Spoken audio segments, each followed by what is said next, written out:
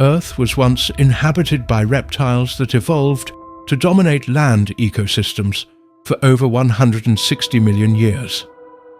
Dinosaurs first appeared during the Triassic Period, developing from earlier reptilian ancestors that adapted to changing environmental conditions following a major extinction event. As continents shifted and climates changed over time, dinosaurs diversified into many different species, with a wide range of body sizes and physical features. Some species were small and fast-moving, while others became very large with long necks or strong jaws adapted for feeding and survival. Their evolution was influenced by natural selection, environmental pressures, and geological changes across the planet.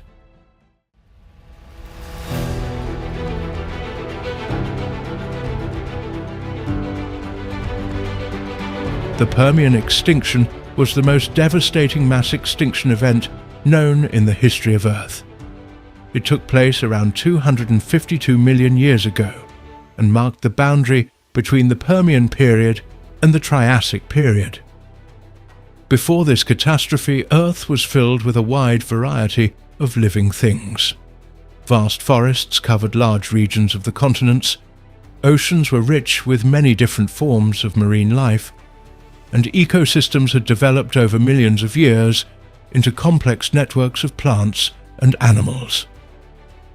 Then a series of environmental disasters changed the planet on a scale that is difficult to imagine.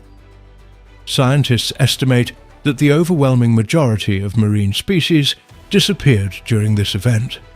On land, countless groups of animals and plants also vanished. Entire branches of life that had existed for millions of years were wiped out. The extinction was so severe that many ecosystems nearly collapsed completely. Food chains were broken, habitats were destroyed, and many environments became extremely difficult for life to survive in.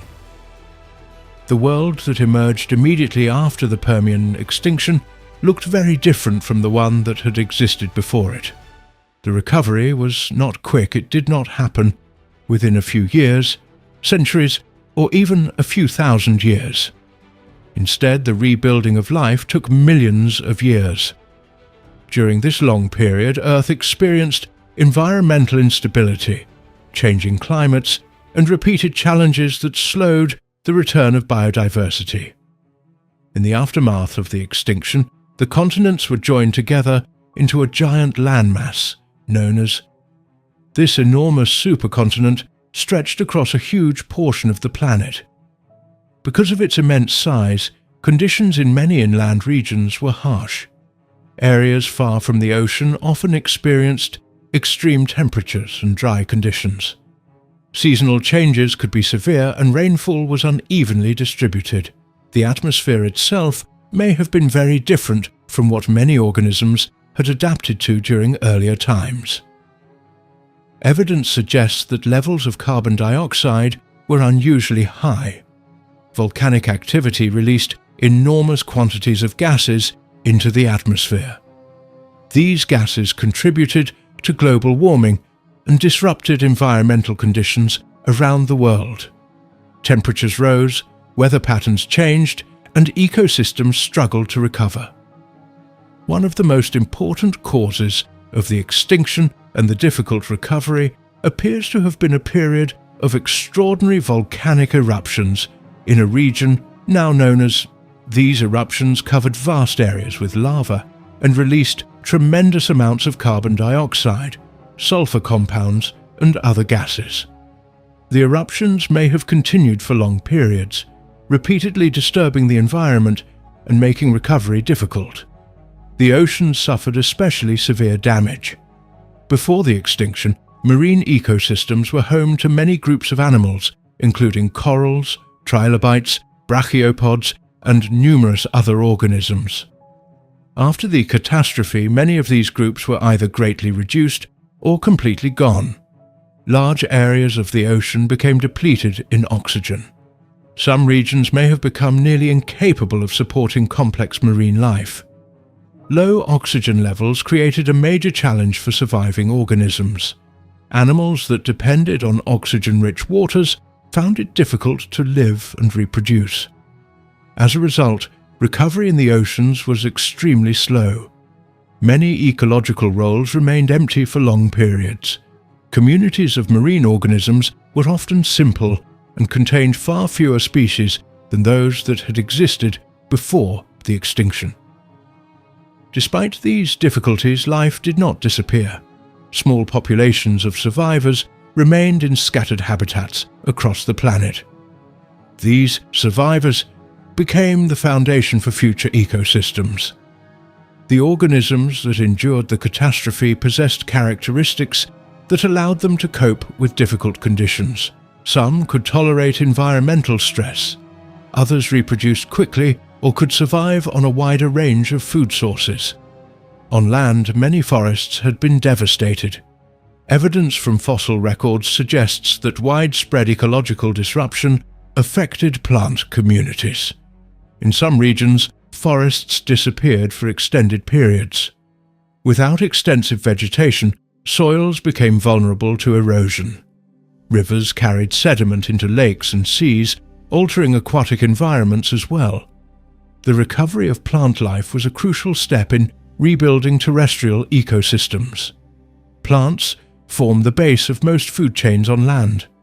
Without stable plant communities, herbivores struggle to survive and predators cannot flourish.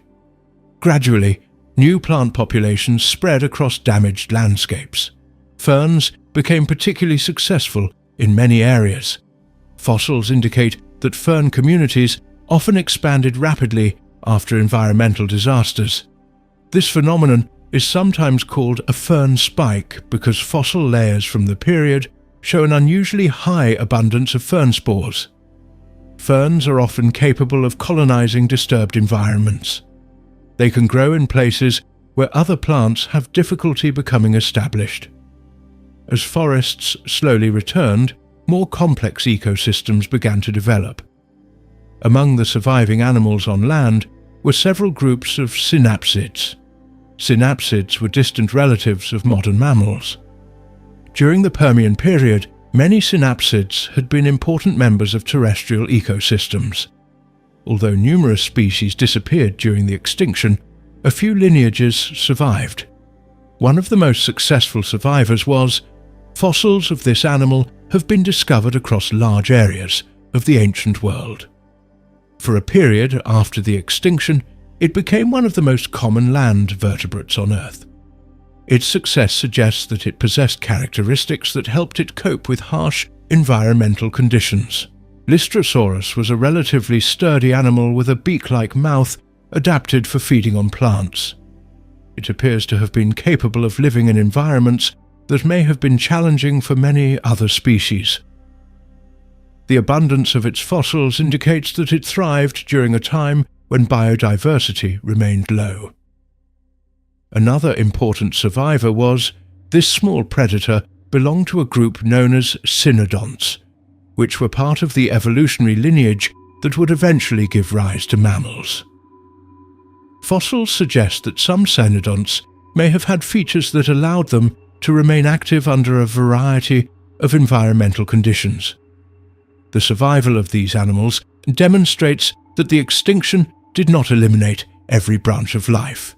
Instead, it reshaped ecosystems by removing many dominant groups while allowing others to expand into newly available ecological roles. This process would influence the course of evolution for millions of years. In the oceans, recovery followed a similarly gradual path. Marine ecosystems had lost many dominant organisms, leaving numerous ecological opportunities open. Surviving species diversified and spread into habitats that had once been occupied by extinct groups. New evolutionary experiments began to emerge as life adapted to changing conditions. Among marine animals, certain mollusks became particularly successful during the recovery period. Their ability to reproduce and adapt helped them expand into environments where competition had been greatly reduced. Other groups of marine organisms also began to diversify, slowly rebuilding food webs that had been shattered by the extinction. The early Triassic world remained unstable for a long time. Temperatures were often high, and environmental stresses persisted. Scientists have found evidence suggesting that additional episodes of ecological disturbance occurred during the recovery period. These setbacks may have repeatedly interrupted the rebuilding of ecosystems. As a result, biodiversity remained relatively low for millions of years. Many ecosystems lacked the complexity that had characterized pre-extinction environments. Food webs were often simpler, and fewer species occupied ecological niches. Recovery was therefore not a smooth or continuous process. Instead, it involved advances, setbacks, and periods of slow change. The extinction created opportunities for groups that had previously been less prominent. When dominant species disappear, ecological space becomes available. Surviving organisms can expand into these vacant roles, leading to evolutionary diversification.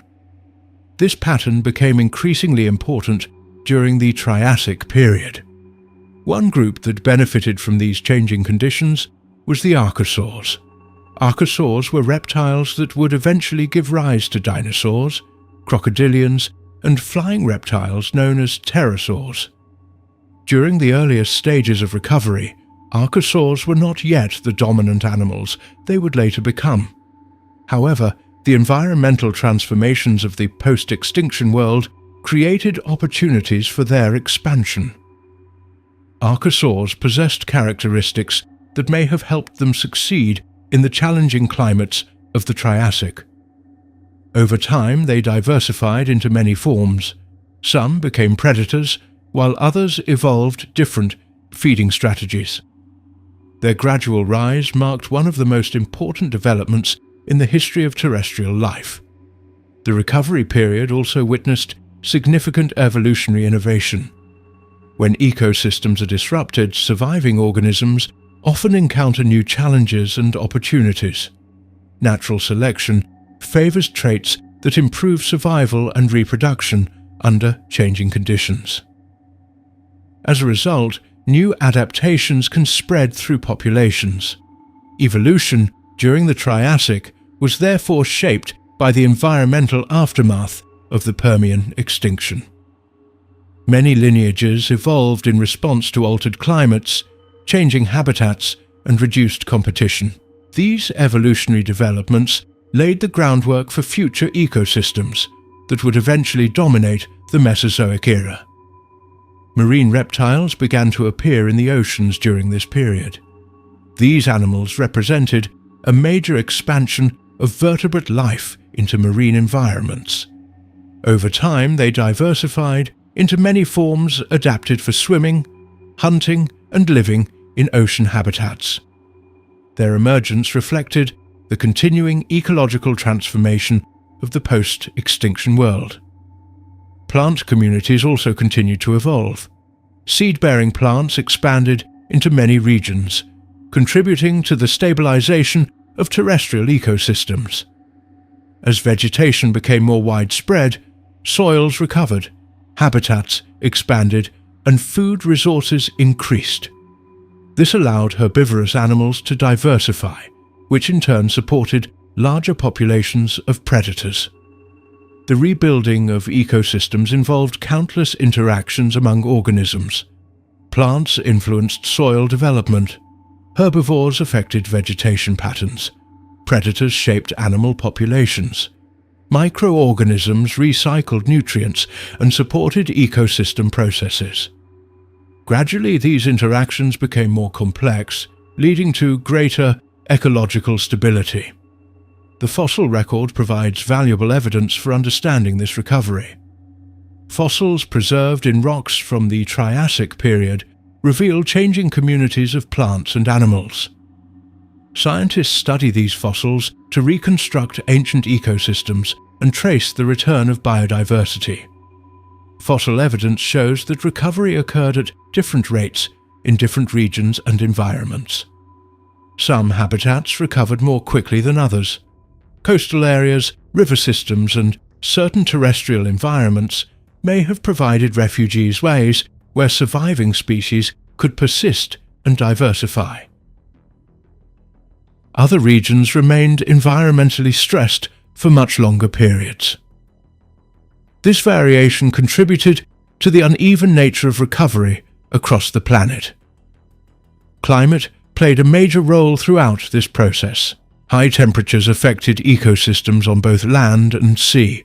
Organisms had to adapt to heat, drought, and other environmental pressures. Changes in rainfall patterns influenced vegetation, freshwater systems, and habitat availability. These climatic factors shaped evolutionary pathways during the recovery period. Geological processes also influenced recovery. The movement of tectonic plates, volcanic activity, and changes in sea level altered habitats and environmental conditions. Earth remained a dynamic planet undergoing continuous transformation. Living organisms had to adapt to these changes while rebuilding ecosystems damaged by the extinction. The recovery from the Permian extinction illustrates the resilience of life. Although ecosystems experienced unprecedented destruction, surviving organisms continued to evolve, reproduce, and spread into available habitats. Over millions of years, biodiversity gradually increased.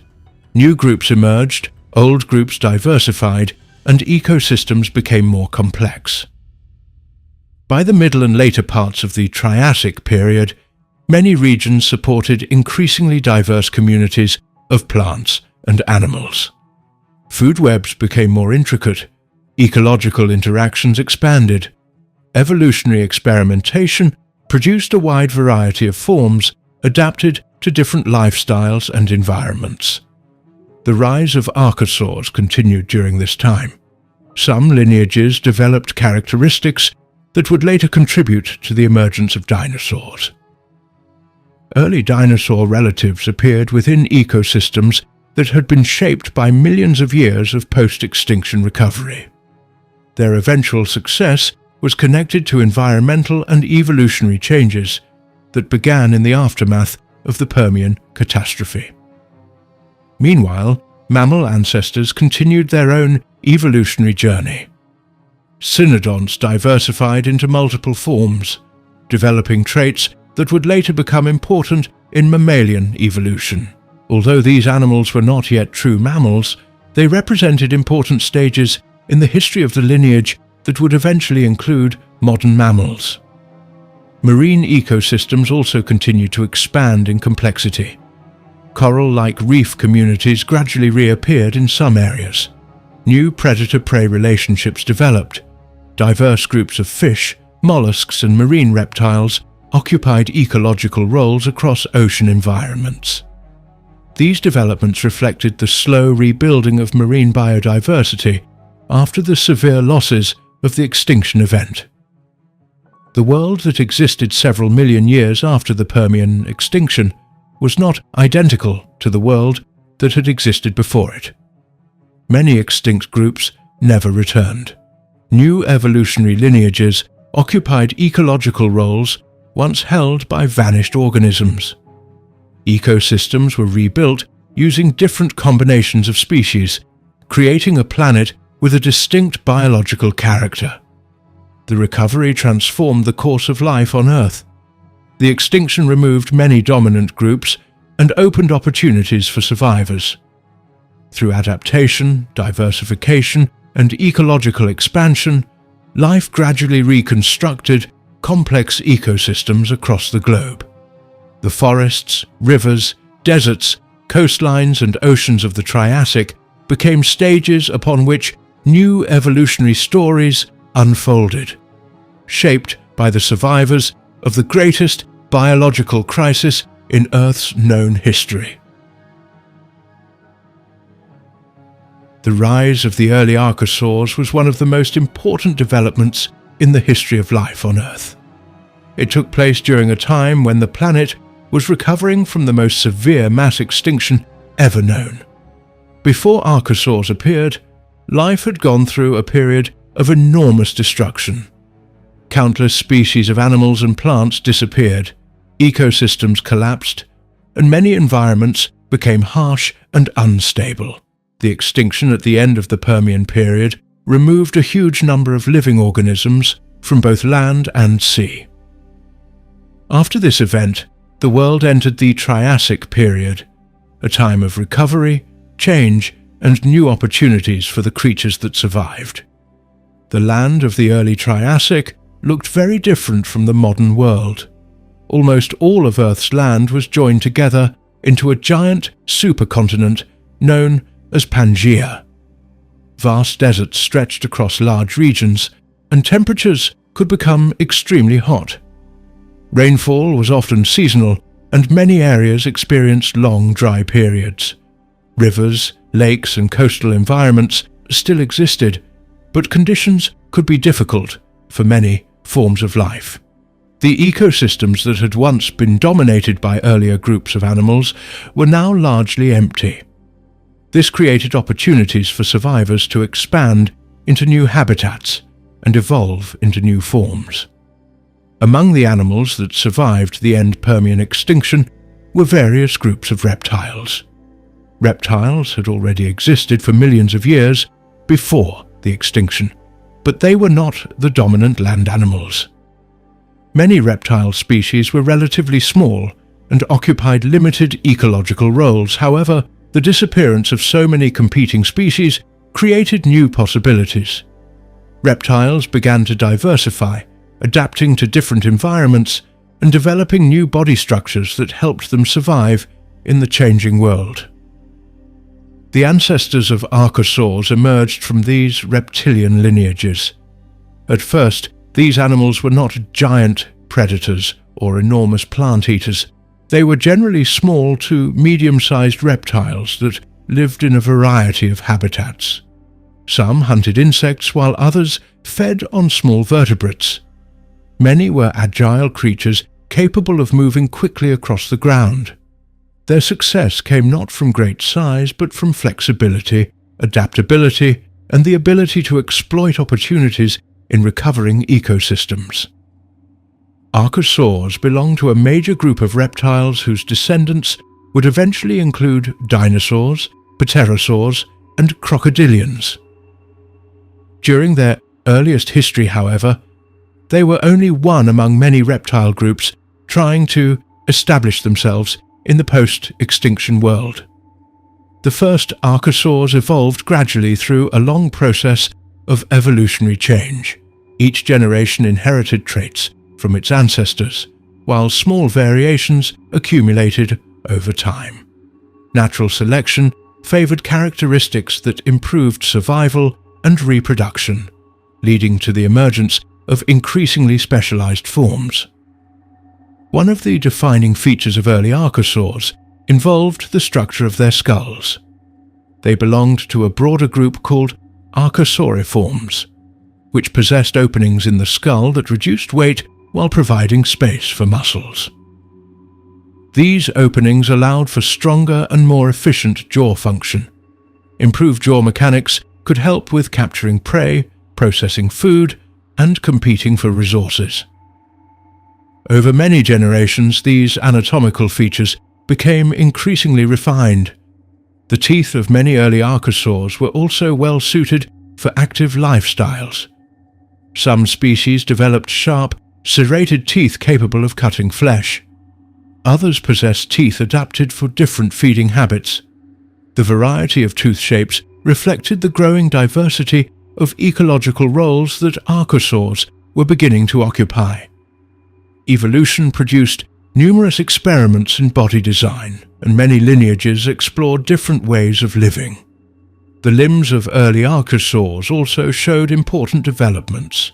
Earlier reptiles often had a sprawling posture with their legs extending outward from the sides of the body.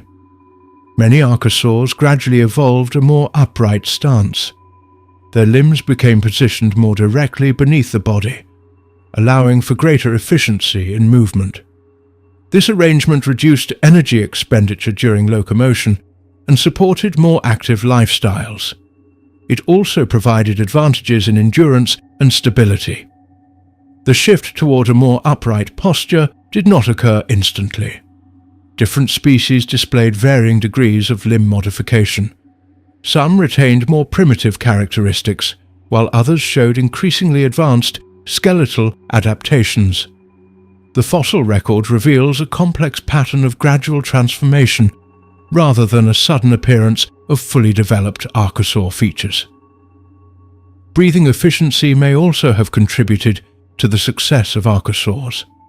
Evidence from later archosaurs suggests the development of respiratory systems capable of supporting active movement.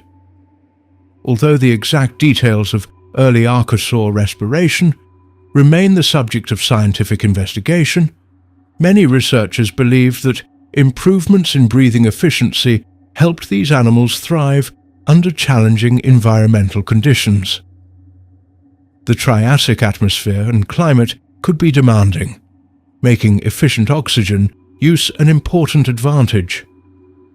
The world of the early Triassic remained unstable for a long time after the end Permian extinction.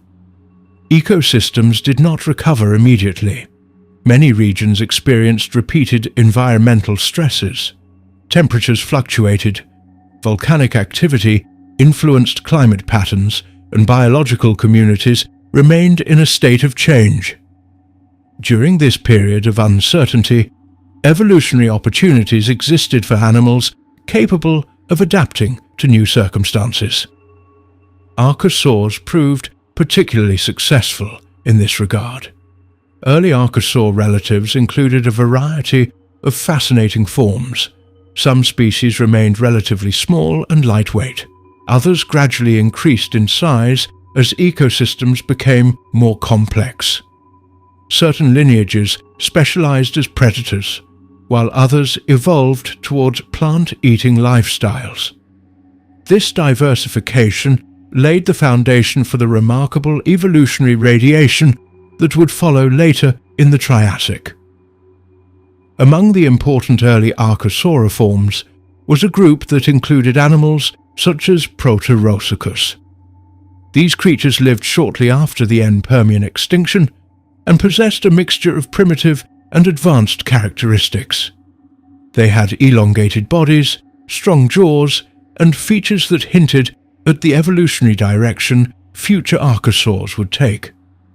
Although not true archosaurs in the strict sense, they occupied an important position near the base of the archosaur family tree. Other early archosauriforms, including Erythrosuchus, became significant predators within Triassic ecosystems. These animals were larger and more powerful than many earlier reptiles. Their skulls were massive and their jaws could deliver strong bites. Predators such as these demonstrated that archosaur relatives were beginning to occupy major ecological roles previously held by other groups. As archosaur evolution continued, additional innovations appeared. The ankle structure of many archosaurs became highly distinctive. These specialized joints improved locomotion and supported different styles of movement. The arrangement of bones in the ankle region would later help scientists distinguish major archosaur groups from other reptiles. Such anatomical details provide valuable clues about evolutionary relationships. The rise of archosaurs did not occur in isolation. They shared their world with numerous other animals. Amphibians remained common in wetlands and river systems. Synapsids, distant relatives of mammals, still occupied important ecological niches. Various reptile groups competed for food and territory. The Triassic landscape was filled with evolutionary experimentation as many lineages sought to establish themselves after the extinction crisis. Competition among these groups influenced the course of evolution. Species that could exploit resources more efficiently often gained advantages. Archosaurs demonstrated a remarkable ability to diversify and adapt. Their anatomical features allowed them to occupy a growing variety of ecological roles. Over time, they became increasingly prominent within terrestrial ecosystems. Climate played an important role in shaping archosaur evolution. The supercontinent Pangaea created extensive inland regions far from oceanic moisture. Many areas experienced hot temperatures and seasonal droughts. Animals living in such environments required adaptations for conserving water, regulating body temperature, and finding food during difficult periods. Archosaurs appear to have possessed characteristics that allowed them to cope effectively with these challenges. The fossil record indicates that archosaurs spread across wide geographic regions during the Triassic. Their remains have been discovered on multiple continents, reflecting the connected nature of Earth's landmasses at the time. Because the continents were joined together, animals could disperse across vast areas without encountering major ocean barriers. This facilitated the expansion of archosaur populations and increased opportunities for diversification. As archosaurs became more successful, they began to separate into different evolutionary branches. One branch eventually led to crocodilian ancestors. Another gave rise to birdline archosaurs, which would later produce dinosaurs and pterosaurs. This division represented a major event in vertebrate evolution because it established lineages that would dominate terrestrial ecosystems for millions of years. The crocodilian branch evolved characteristics suited for various ecological roles. Some early members were terrestrial predators capable of active pursuit. Others adapted to semi-aquatic environments. The diversity of forms within this branch demonstrates that early archosaurs were not restricted to a single lifestyle. They experimented with numerous adaptations and occupied a broad range of habitats. The birdline branch followed its own evolutionary path. Early representatives remained relatively small compared to the giant dinosaurs that would appear much later. These animals possessed anatomical features that distinguished them from crocodilian relatives. Over time, gradual modifications accumulated, setting the stage for the emergence of the first dinosaurs.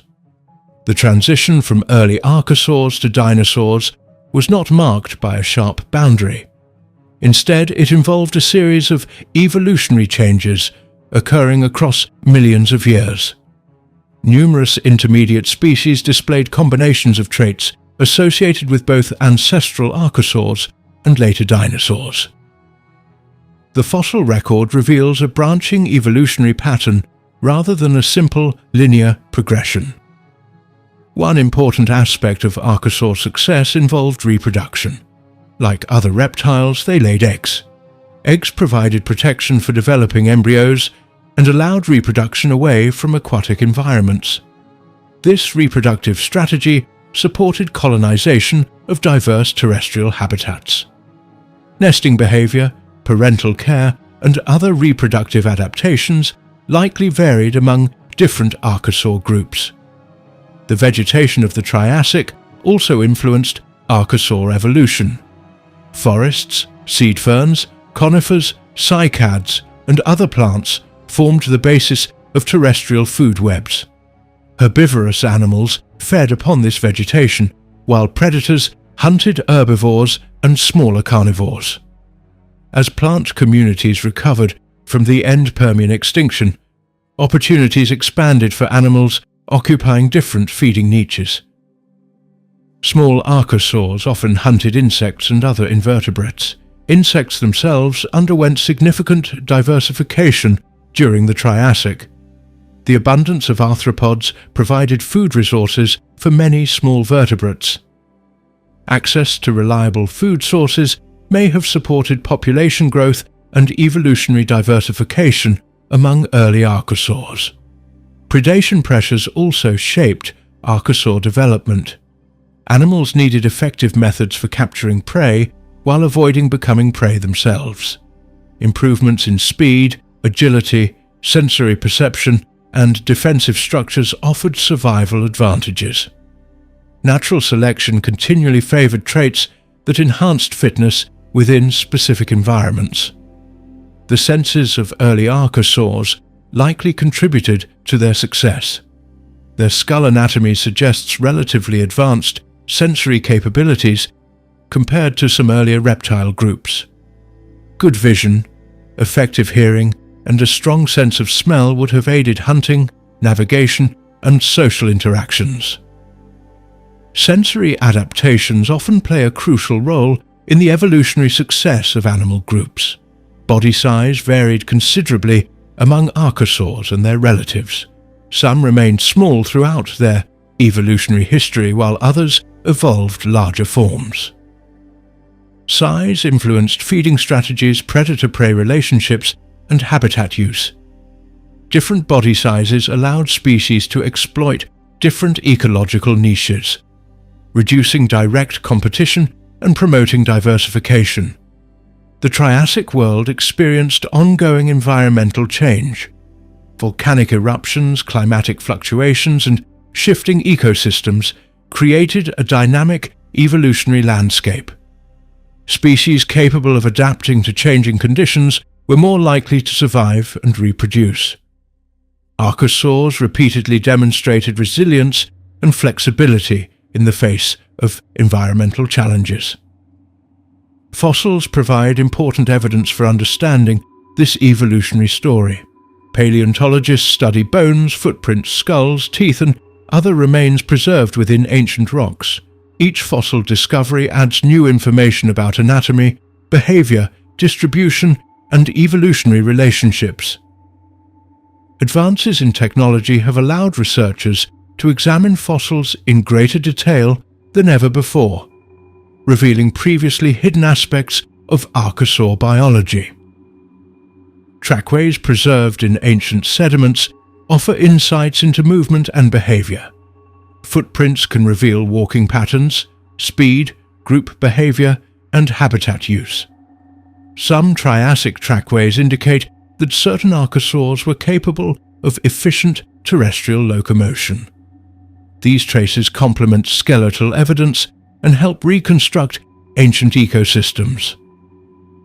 The rise of archosaurs was not a sudden event involving immediate dominance. For millions of years, they existed alongside many other successful groups. Their increasing prominence resulted from a gradual process of diversification, adaptation, and ecological expansion.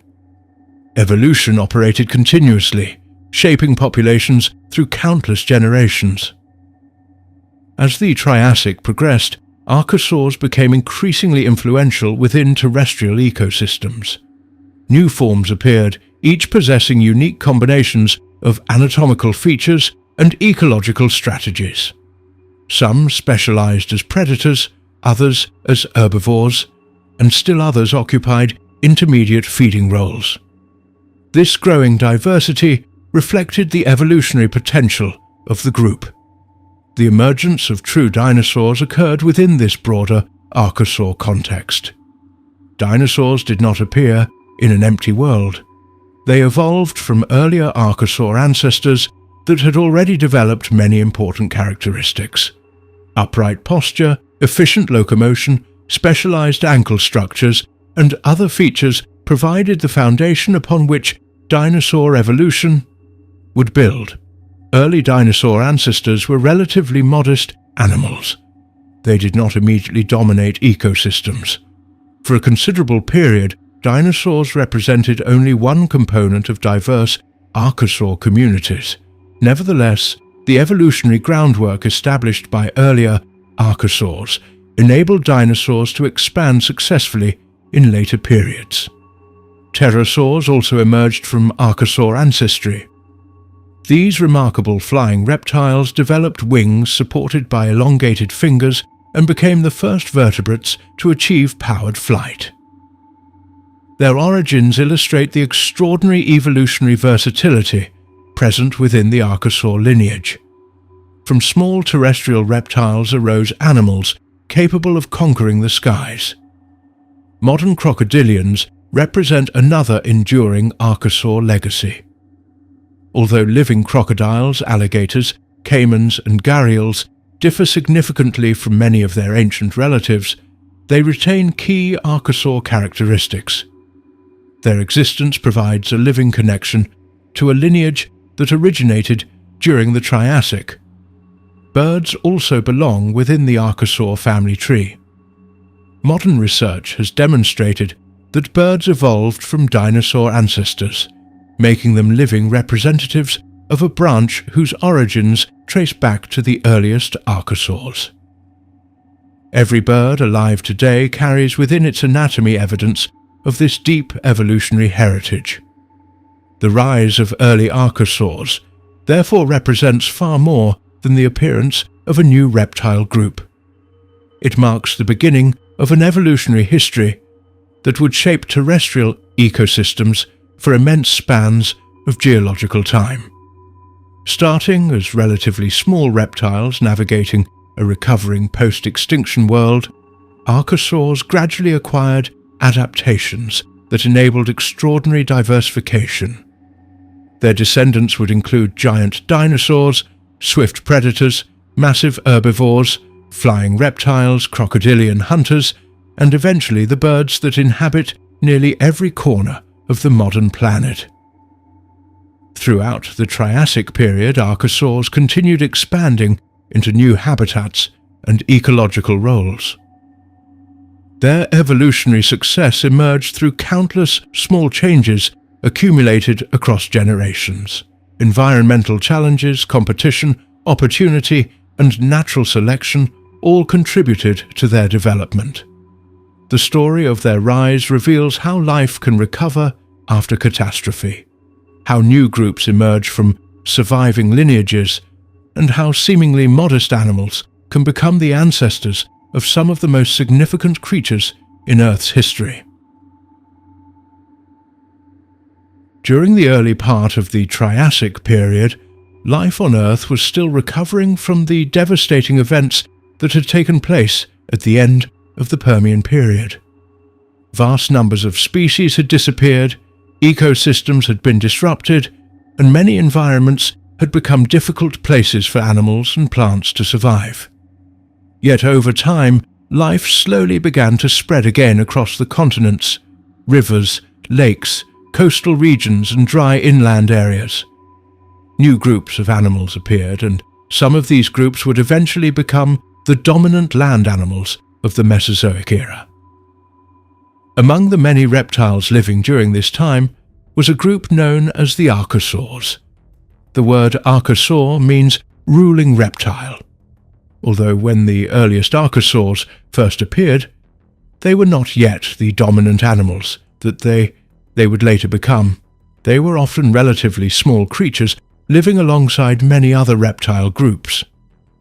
Nevertheless, they possessed a number of features that would eventually help their descendants spread into many different environments and become some of the most successful vertebrate animals in Earth's history. The rise of the archosaurs did not happen suddenly. It was part of a long evolutionary process that unfolded over millions of years. Earlier reptiles had already diversified into many forms before the Permian extinction event. Some lineages survived that catastrophe and continued evolving during the Triassic. Among these survivors were the ancestors of the archosaurs. As generations passed, natural selection gradually shaped their bodies. Small differences that improved survival and reproduction became more common in populations. Over long periods of time, these accumulated changes led to the appearance of distinct archosaur groups. One of the most important developments in archosaur evolution was the division of the group into two major lineages. This split represented a significant event in the history of reptiles because it eventually led to two very different branches of life. One branch would ultimately give rise to crocodiles and their relatives, while the other branch would eventually produce dinosaurs, pterosaurs, and birds. Scientists often refer to these two great archosaur branches as the crocodile line and the bird line. The crocodile line includes animals that were more closely related to modern crocodiles. The bird line includes animals that were more closely related to dinosaurs and birds. At the time of the split, however, neither branch looked exactly like the animals that would later emerge from them. The earliest members of both lineages shared many characteristics inherited from their common ancestors. The separation between these branches did not occur in a single generation. It was a gradual process that took place across immense spans of time. Populations became isolated or adapted to different ways of life. As changes accumulated, some groups became increasingly distinct from others. Eventually, the differences became large enough that separate evolutionary lineages could be recognized. The world in which this split occurred was very different from the modern world. Most of Earth's land was joined together in the supercontinent known as Pangaea. This enormous landmass stretched across vast distances and contained a wide range of environments. Some regions were extremely dry, while others received more rainfall. Large river systems crossed parts of the continent. Seasonal changes could be intense, and temperatures in many areas were often high. These conditions created opportunities for reptiles to diversify. Different habitats favored different adaptations. Animals that could move efficiently, find food, avoid predators, and reproduce successfully were more likely to survive. Over time, natural selection encouraged the development of new body forms and lifestyles. The ancestors of the crocodile branch and the dinosaur branch probably occupied somewhat different ecological roles. As evolution proceeded, each lineage began developing its own distinctive characteristics. These differences were initially small, but they became more noticeable as millions of years passed.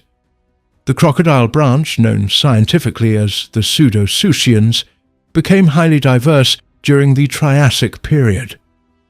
Many of these animals did not resemble modern crocodiles. Some walked on 4 legs, while others could move on 2 legs for at least part of the time. Some were lightly built and fast-moving, others were heavily armored with protective plates covering parts of their bodies. Their sizes varied greatly, and they occupied a wide range of ecological niches. Early Pseudosuchians developed skeletal features that distinguished them from members of the dinosaur branch. Differences appeared in the structure of the ankle joint, the pelvis, and various parts of the skull. These features may seem minor when viewed individually, but they provided important clues about evolutionary relationships. Fossils preserve many of these details, allowing scientists to reconstruct how the different archosaur groups were related. While the crocodile branch was diversifying, the dinosaur branch, known scientifically as the Avamitatarsaurians, was also evolving. This lineage included the ancestors of dinosaurs and pterosaurs. Like the crocodile branch, the early members of this group were not necessarily large animals. Many were relatively small and agile. Their bodies showed adaptations that would later become important in dinosaur evolution. One notable trend in the dinosaur branch was the increasing emphasis on efficient movement. Changes in limb structure gradually allowed many species to hold their legs more directly beneath their bodies. This posture supported active movement and may have improved endurance. Such developments did not appear all at once but emerged gradually through evolutionary processes. The skulls of early members of the dinosaur branch also exhibited changes. Openings in the skull reduced weight while maintaining strength. Muscles involved in feeding and movement could attach efficiently to the skull and jaws. These features contributed to the success of the lineage as it diversified into new forms. As the two branches continued evolving separately, their descendants explored different ecological opportunities. Some became predators, others fed on plants. Different body sizes appeared, different methods of locomotion emerged. Evolution produced a wide variety of forms from the shared archosaur ancestry. The fossil record provides important evidence for understanding this split. Fossils discovered in many parts of the world reveal animals that possess mixtures of primitive and advanced characteristics. Some species display features close to the common ancestor of both branches. Others clearly belong to one side or the other. By examining these fossils carefully, scientists can trace the sequence of evolutionary changes that occurred during the Triassic Period. The study of fossil bones is only one source of information. Researchers also analyze the relationships among species using cladistics, a method that examines shared characteristics to determine evolutionary connections. This approach helps identify which features were inherited from common ancestors and which evolved later within particular lineages. The split between the crocodile branch and the dinosaur branch illustrates an important principle of evolution.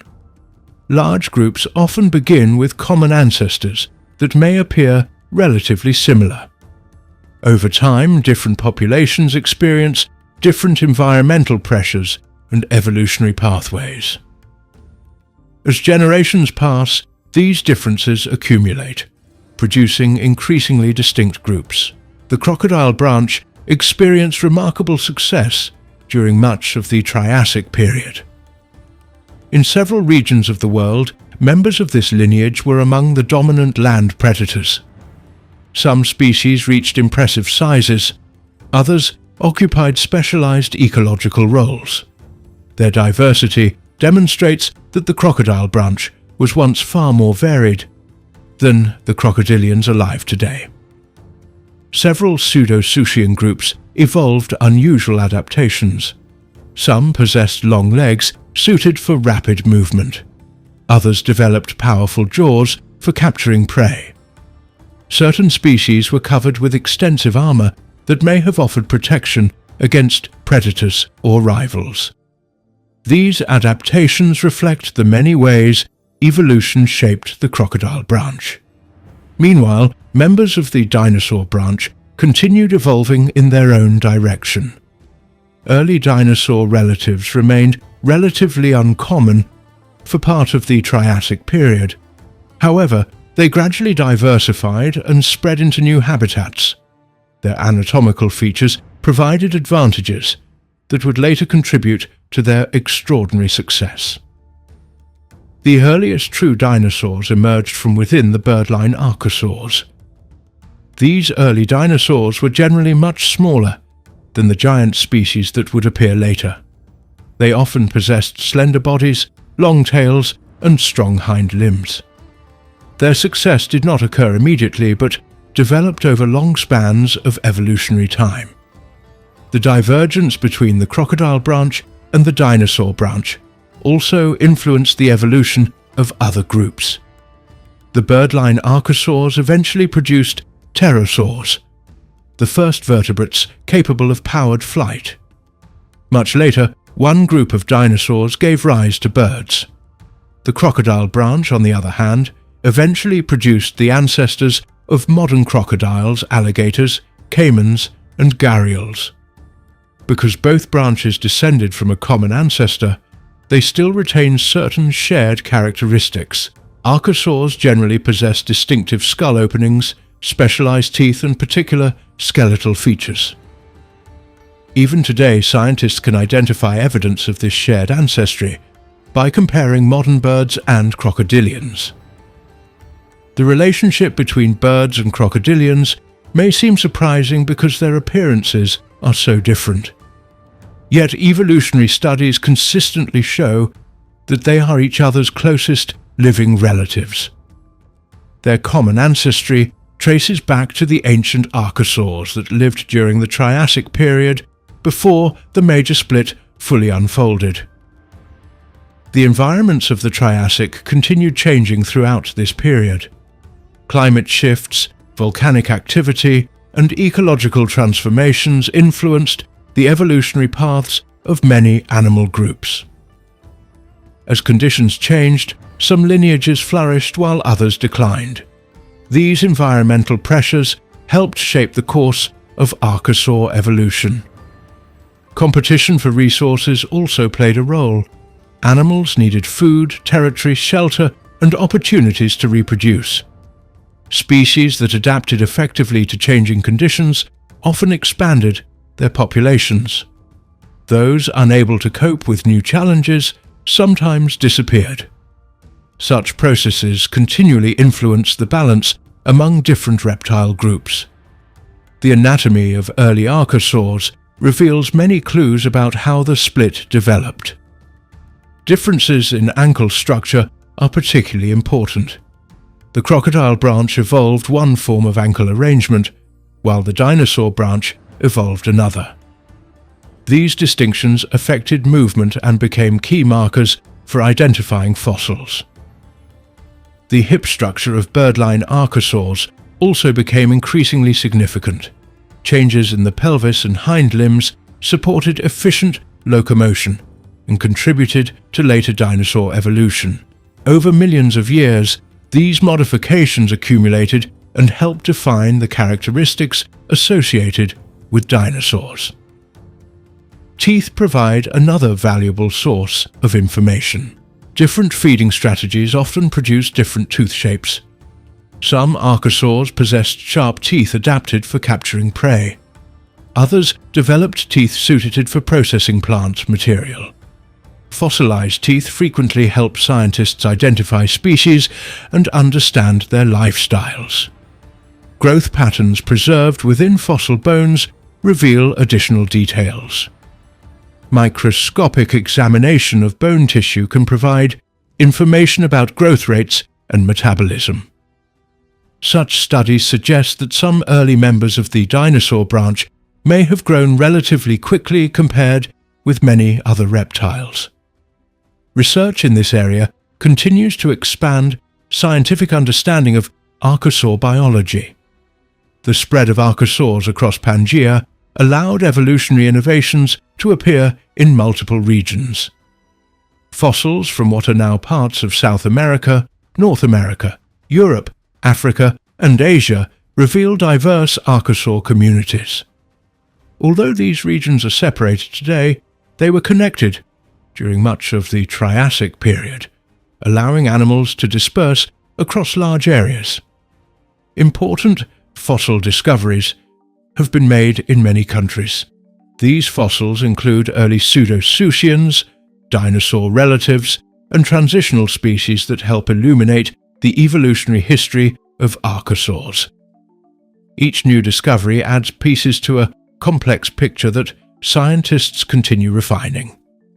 The process of classification has changed over time as new evidence becomes available. Earlier researchers often grouped species differently because fewer fossils were known. Advances in paleontology, anatomy, and evolutionary biology have allowed scientists to reconstruct relationships with greater accuracy. Modern analyses provide a clearer understanding of how the two major archosaur branches emerged. The split of reptile lineages within Archosauria was not merely a minor branching event. It shaped much of the later history of terrestrial vertebrates. Through this divergence, two major evolutionary pathways were established. One lineage led toward crocodilian ancestors and their many extinct relatives. The other lineage led toward dinosaurs, pterosaurs, and eventually birds. During the millions of years following the split, both branches continued producing new species. Some became highly specialized. Others retained more ancestral features. Extinction removed many lineages, while survivors continued evolving. The fossil record preserves evidence of this ongoing process, though many details remain subjects of scientific investigation. Modern crocodilians represent only a small surviving portion of the once diverse crocodile branch. Today they are mostly associated with rivers, lakes, wetlands, and coastal environments. Their ancient relatives, however, occupied a much wider variety of habitats and displayed far greater diversity in body shape and lifestyle. Birds represent the surviving descendants of the dinosaur branch. Every sparrow, eagle, penguin, ostrich and hummingbird belongs to a lineage whose roots extend back to the early archosaurs of the Triassic period. This connection highlights the enduring impact of the evolutionary split that occurred hundreds of millions of years ago. Research continues to uncover new information about the earliest archosaurs and their descendants. New fossil discoveries, improved dating techniques, and advanced imaging technologies allow scientists to investigate details that were once impossible to study. Each discovery helps clarify how the crocodile and dinosaur branches emerged from their shared ancestry. The history of this evolutionary division reflects the broader pattern of life's development on Earth. Populations change through time, lineages branch, and new forms emerge from older ones. The split between the crocodile line and the dinosaur line stands as one of the most significant events in reptile evolution because it established the foundations for many of the major animal groups that would later inhabit the planet. From relatively modest archosaur ancestors living in the recovering ecosystems of the Triassic world, two great evolutionary pathways unfolded. One pathway ultimately produced the crocodilians that still inhabit parts of the world today. The other produced dinosaurs, flying reptiles and birds. Their shared beginnings remain preserved in fossils scattered across ancient rocks, offering evidence of a time when the future crocodile line and the future dinosaur line were still part of a single archosaur heritage, only beginning to separate into the distinct evolutionary histories that would shape the remainder of the Mesozoic era and continue influencing life on Earth far into the future. The appearance of the first dinosaur ancestors was one of the most important developments in the history of life on Earth. This event took place during a time when the planet was recovering from enormous environmental changes that had affected nearly every living thing. The world that existed before the first dinosaur ancestors appeared was very different from the world that would later become dominated by dinosaurs. The land, climate, plants, and animals were all undergoing major changes, creating new opportunities for many groups of reptiles to evolve and spread into different environments. During the early part of the Triassic period, Earth was still recovering from the great extinction that had occurred at the end of the Permian period. This extinction had removed a huge number of species from both the oceans and the land. Many ecological roles had become vacant, and surviving groups of animals began to diversify. Over time, new forms of reptiles emerged and adapted to the changing conditions. Among these reptiles were the ancestors of the archosaurs, a group that would eventually include crocodilians, pterosaurs, dinosaurs, and birds.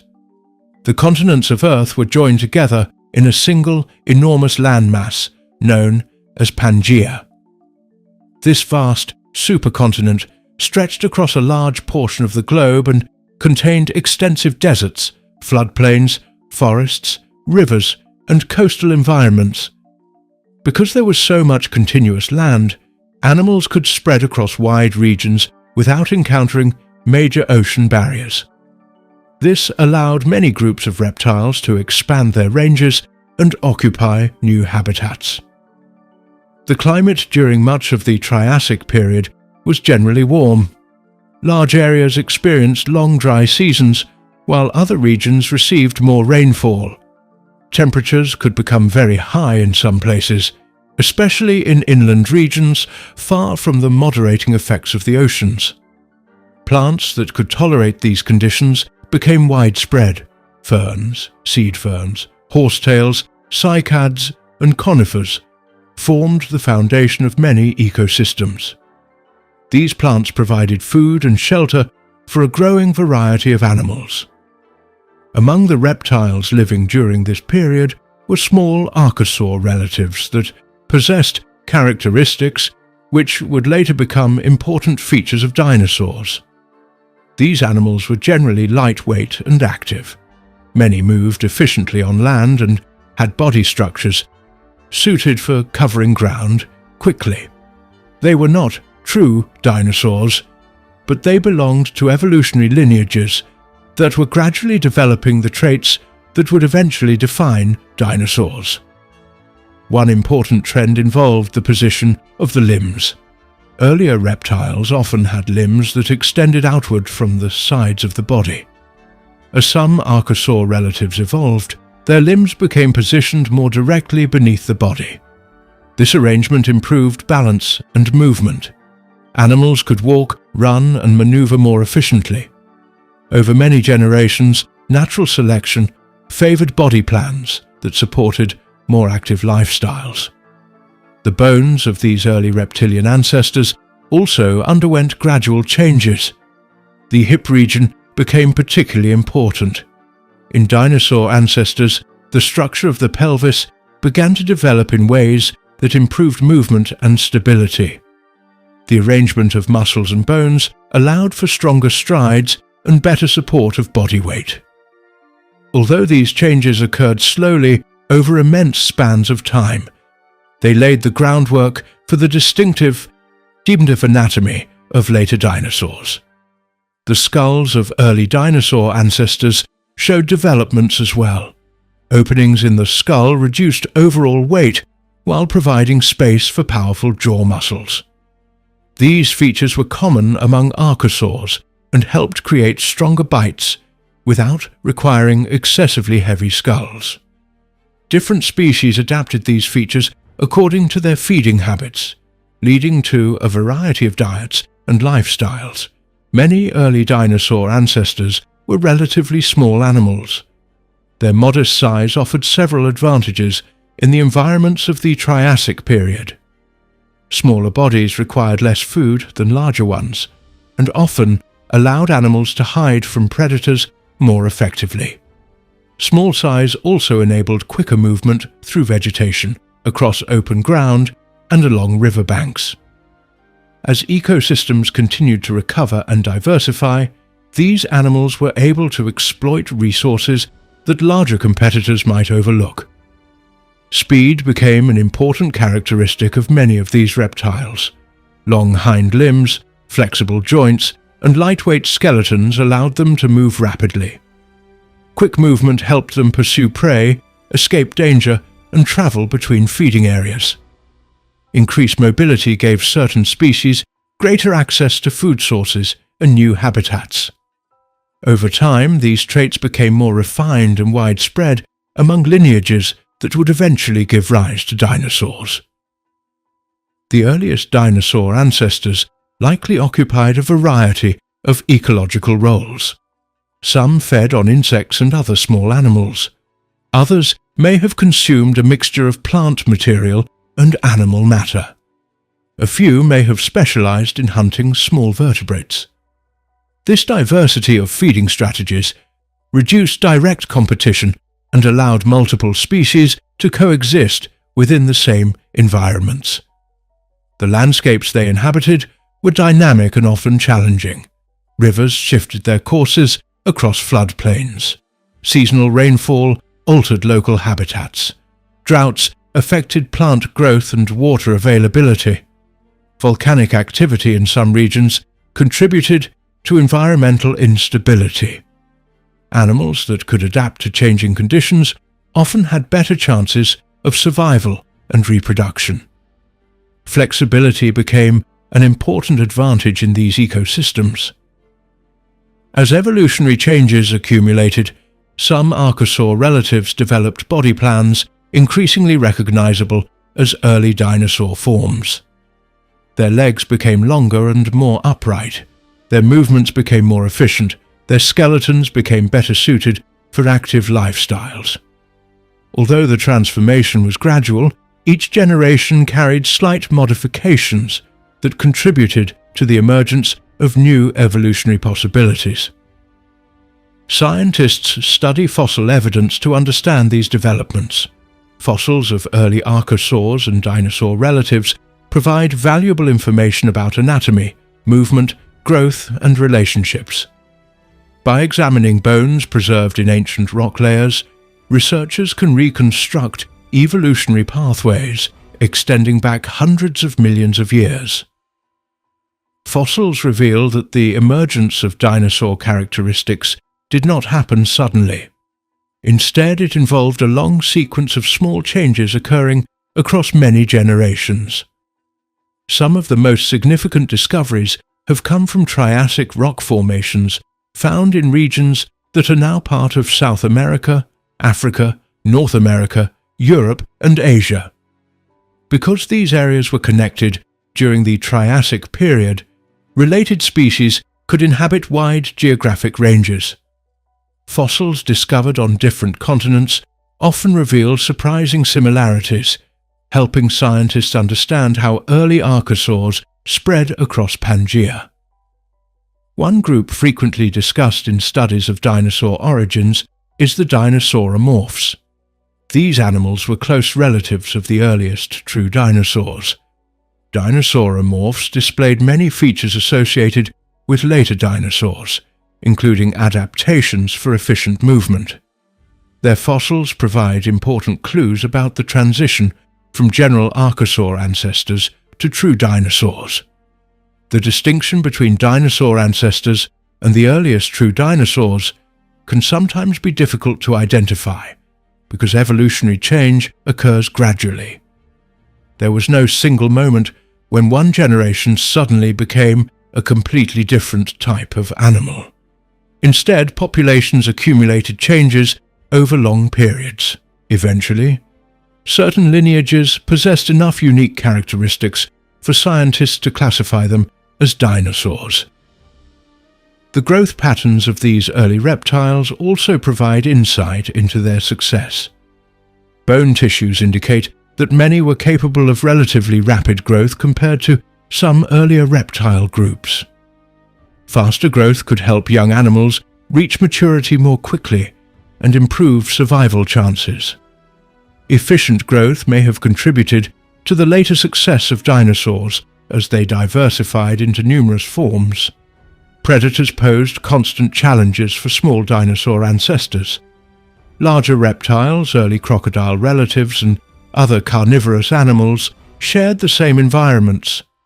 To survive, smaller species relied on alertness, speed, camouflage, and knowledge of their surroundings. Natural selection favored individuals that could avoid danger and reproduce successfully. Competition for resources also shaped evolutionary pathways. Different species sought food, water, shelter, and breeding sites. Environmental pressures encouraged specialization and adaptation. Some lineages developed traits that allowed them to exploit resources unavailable to competitors. These adaptations increased their chances of survival and helped drive evolutionary diversification. The ecosystems of the Triassic period contained a remarkable variety of life forms. Insects occupied forests and wetlands. Amphibians lived near rivers and lakes. Reptiles filled numerous ecological roles. Early mammal relatives were also present, although they remained relatively small. The interactions among these organisms created complex ecological networks in which dinosaur ancestors evolved. Changes in climate influenced evolutionary developments as well. Periods of increased rainfall could expand vegetation and create new habitats. Drier intervals could reduce resources and place pressure on animal populations. Species capable of adapting to changing conditions often persisted, while less adaptable groups declined. Environmental fluctuations therefore played a significant role in shaping evolutionary history. As millions of years passed, some lineages of dinosaur ancestors became increasingly specialized for life on land. Their skeletal structures supported efficient walking and running. Their balance improved. Their posture became more upright. Their movements required less energy than those of many earlier reptiles. These advantages helped establish the foundation for future evolutionary success. The ankle joint became another important feature. Certain archosaur groups developed ankle structures that improved stability and movement. These modifications supported more effective locomotion and contributed to the active lifestyles observed in dinosaur ancestors. Fossil evidence indicates that changes in the ankle evolved alongside modifications in the hips and legs. The tail also played an important role in balance and movement. Long tails helped stabilize the body during running and turning. Muscles attached to the tail contributed to locomotion by supporting movements of the hind limbs. This arrangement became a common feature among many dinosaur ancestors and later dinosaurs. Sensory abilities likely contributed to survival as well. Good vision would have aided in detecting predators and locating food. Hearing may have helped animals respond to threats and communicate with others.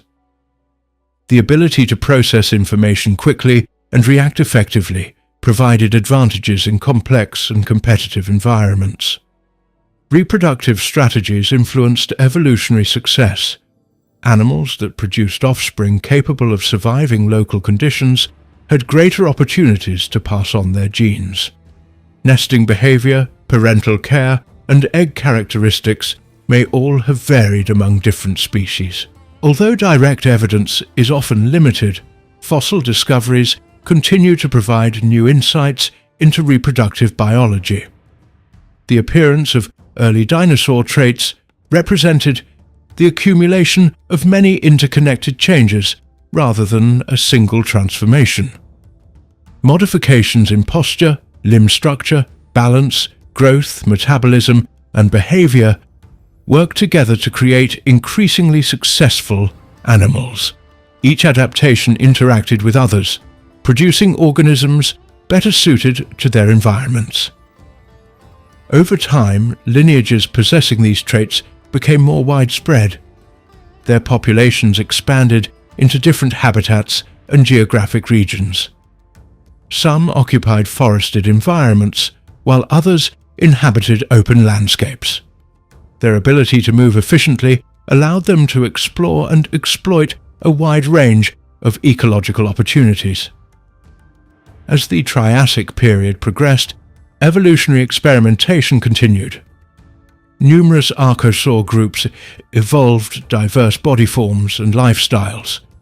Some became large predators. Others specialized in different feeding strategies. Amid this diversity, dinosaur ancestors continued developing characteristics that would later distinguish dinosaurs from their relatives. The fossil record preserves evidence of these transitions in scattered fragments of ancient ecosystems. Individual bones, partial skeletons, footprints, and trackways all contribute pieces to the larger picture.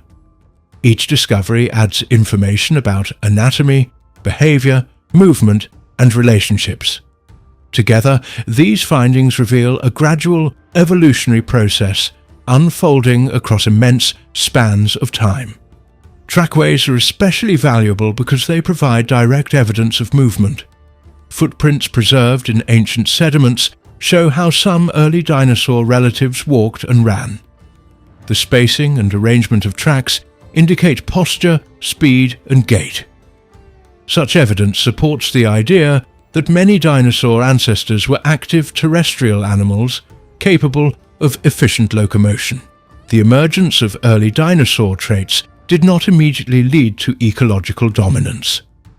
Many other reptile groups remained abundant and successful throughout the Triassic period. Dinosaur ancestors initially represented only a small portion of overall biodiversity. Their later rise would depend on additional evolutionary developments and environmental changes occurring over millions of years. Nevertheless, the appearance of these early traits marked an important stage in evolutionary history. Characteristics such as upright posture, efficient movement, specialized hips, lightweight skeletons, and active lifestyles provided foundations upon which future dinosaur diversity would be built. These features enabled subsequent generations to explore new ecological opportunities and adapt to changing environments.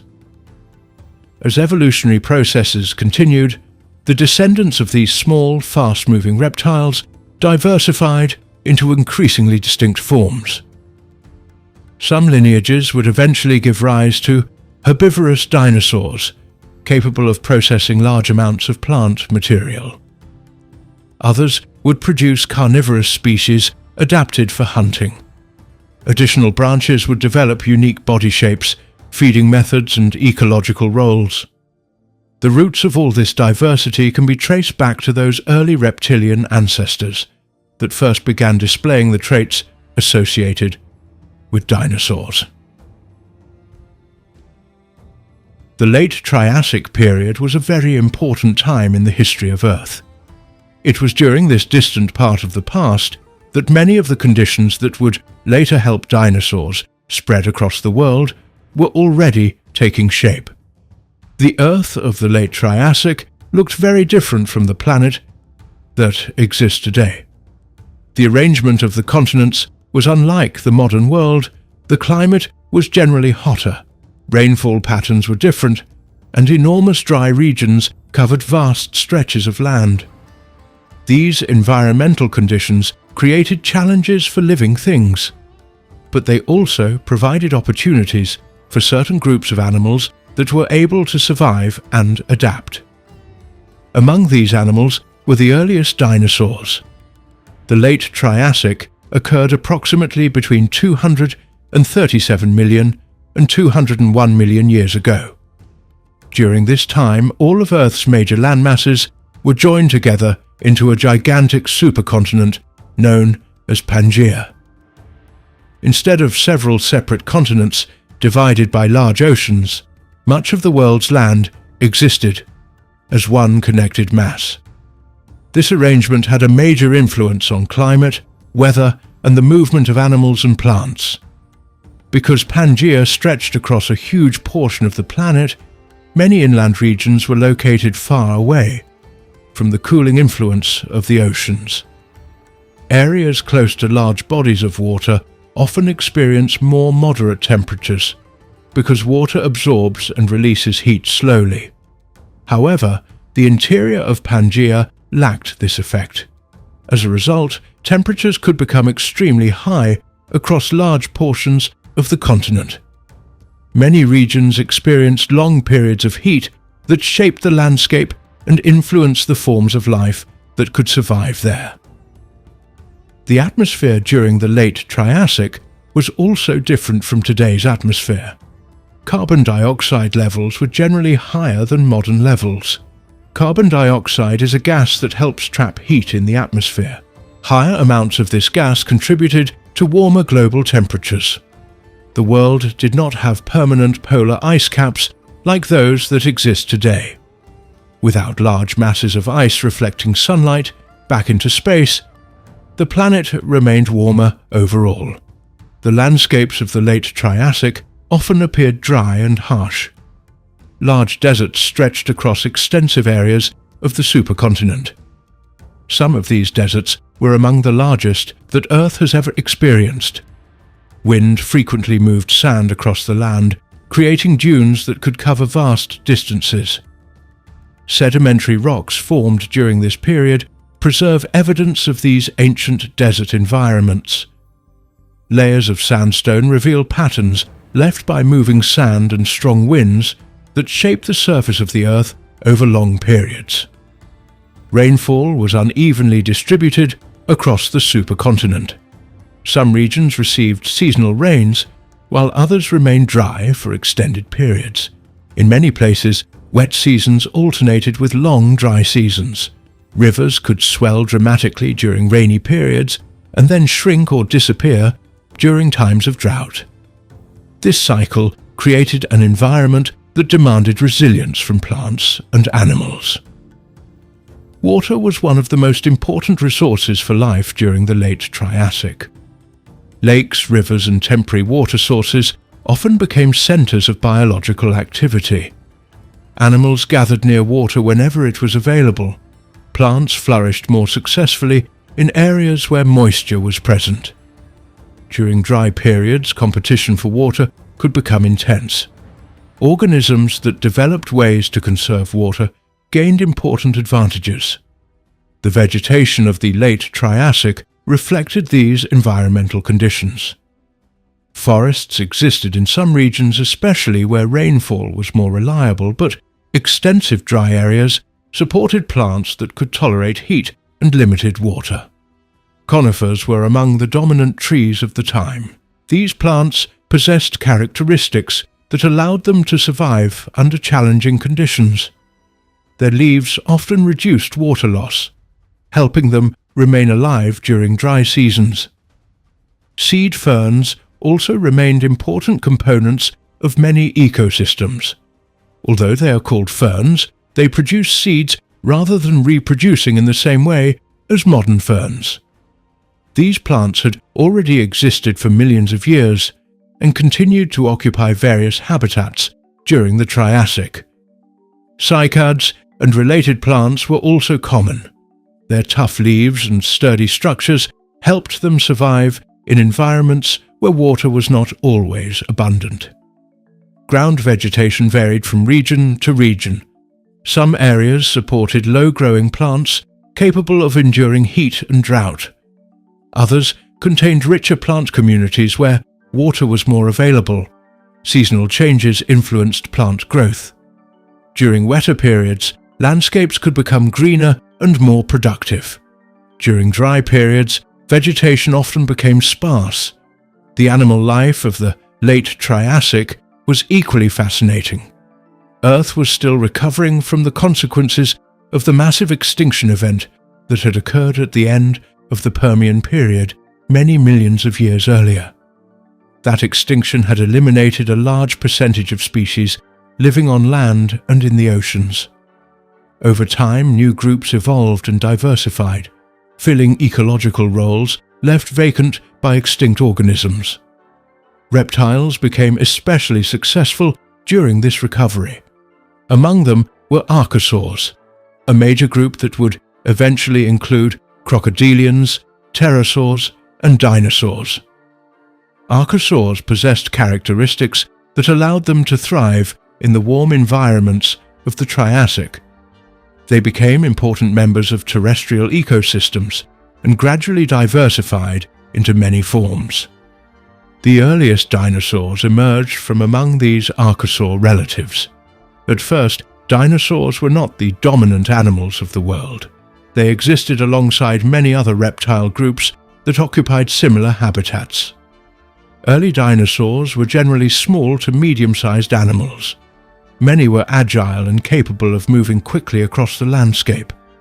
The hot and dry conditions of the late Triassic may have helped certain dinosaur ancestors survive. Evidence suggests that some early dinosaurs possessed efficient body structures that allowed active movement. They often walked with their legs positioned directly beneath their bodies. This posture improved locomotion and enabled them to travel efficiently over long distances. Such abilities could be useful here in environments where food and water were spread across large areas.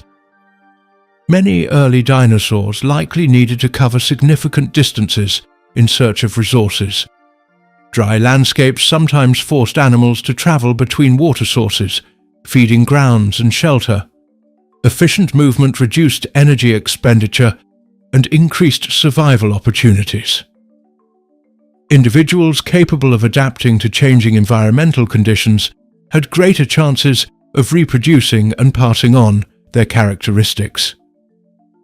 The late Triassic environment was not entirely barren despite its extensive deserts. River valleys, floodplains, lake shores, and seasonal wetlands provided habitats rich in life. These areas supported diverse communities of plants and animals. When rains arrived, vegetation could grow rapidly. Herbivorous animals fed on this plant material, while predators hunted herbivores and other prey. Floodplains played an important role in many ecosystems. Rivers periodically overflowed their banks, depositing sediments across surrounding lands. These sediments enriched soils and supported plant growth. Floodplains often became centers of biological productivity, where numerous species could find food and shelter. Seasonal climate patterns shaped the lives of organisms throughout the late Triassic. Animals had to cope with fluctuating conditions. Some species may have altered their behavior according to seasonal changes. Others developed physical adaptations that helped them survive periods of drought and heat.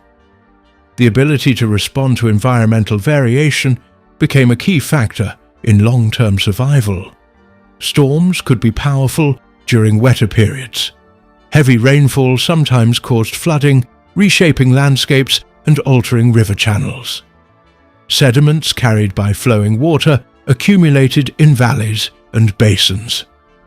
These deposits later became part of the geological record, preserving clues about ancient environments. Fossils found within these rocks help scientists reconstruct the world of the late Triassic. Temperature differences across the supercontinent created various climatic zones. Regions near the equator tended to experience especially high temperatures. Areas farther from the equator also remained warm, but could exhibit somewhat different weather patterns. Despite these regional variations, warmth was a defining characteristic of much of the planet during this time. The absence of large ice sheets influenced sea levels and global climate systems. Ocean circulation patterns differed from those of the modern world. These differences affected the distribution of heat and moisture across the planet. Climate and geography interacted continuously, shaping habitats and influencing evolutionary pathways. The vast size of Pangaea also facilitated animal movement. Since continents were connected, terrestrial organisms could potentially spread across enormous distances without crossing major oceans. This connectivity allowed certain groups to expand their geographic ranges. Fossils of related animals are sometimes found in regions that are now separated by oceans, because those lands were once joined together.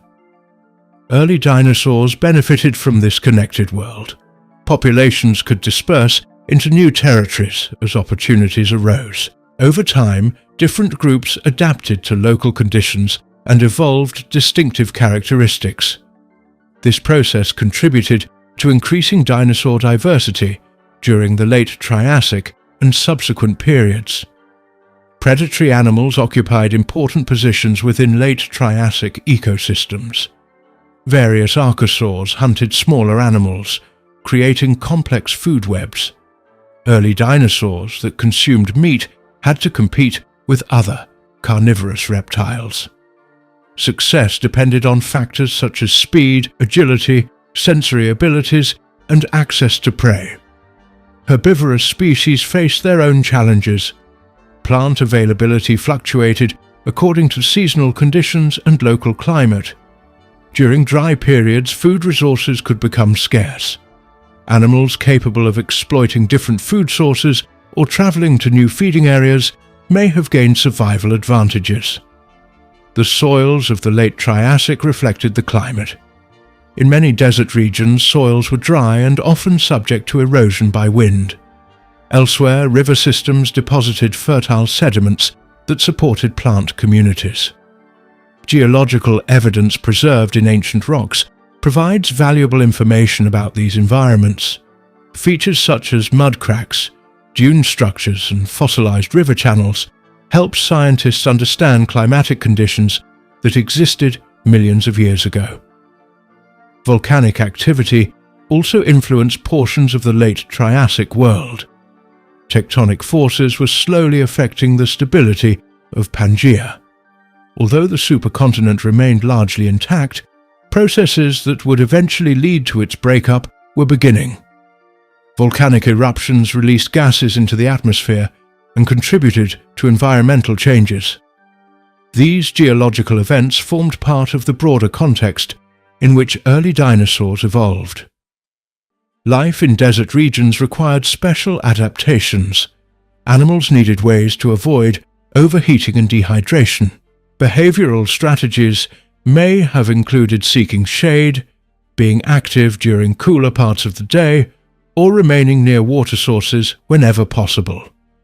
Physical characteristics that reduced water loss could also improve survival. Plants faced similar challenges. Many species developed structures that helped conserve moisture. Deep root systems allowed access to underground water. Tough leaves reduced evaporation. Reproductive strategies ensured survival through unfavorable seasons. These adaptations enabled vegetation to persist even under demanding climatic conditions. The interaction between plants and animals shaped ecosystems throughout the late Triassic. Herbivores depended on vegetation for food, while predators depended on herbivores and other prey. Decomposers broke down dead organic matter, recycling nutrients back into the environment. Each component played a role in maintaining ecological balance. The fossil record reveals evidence of many different habitats existing simultaneously across the late Triassic world. Some regions were dominated by arid landscapes, while others contained forests, wetlands, and river systems. This environmental diversity supported a wide range of species. Dinosaurs occupied only part of this broader ecological picture during their early history. As millions of years passed, dinosaurs gradually became more successful. Their populations expanded into new areas. Evolution produced variations that allowed them to exploit different ecological opportunities.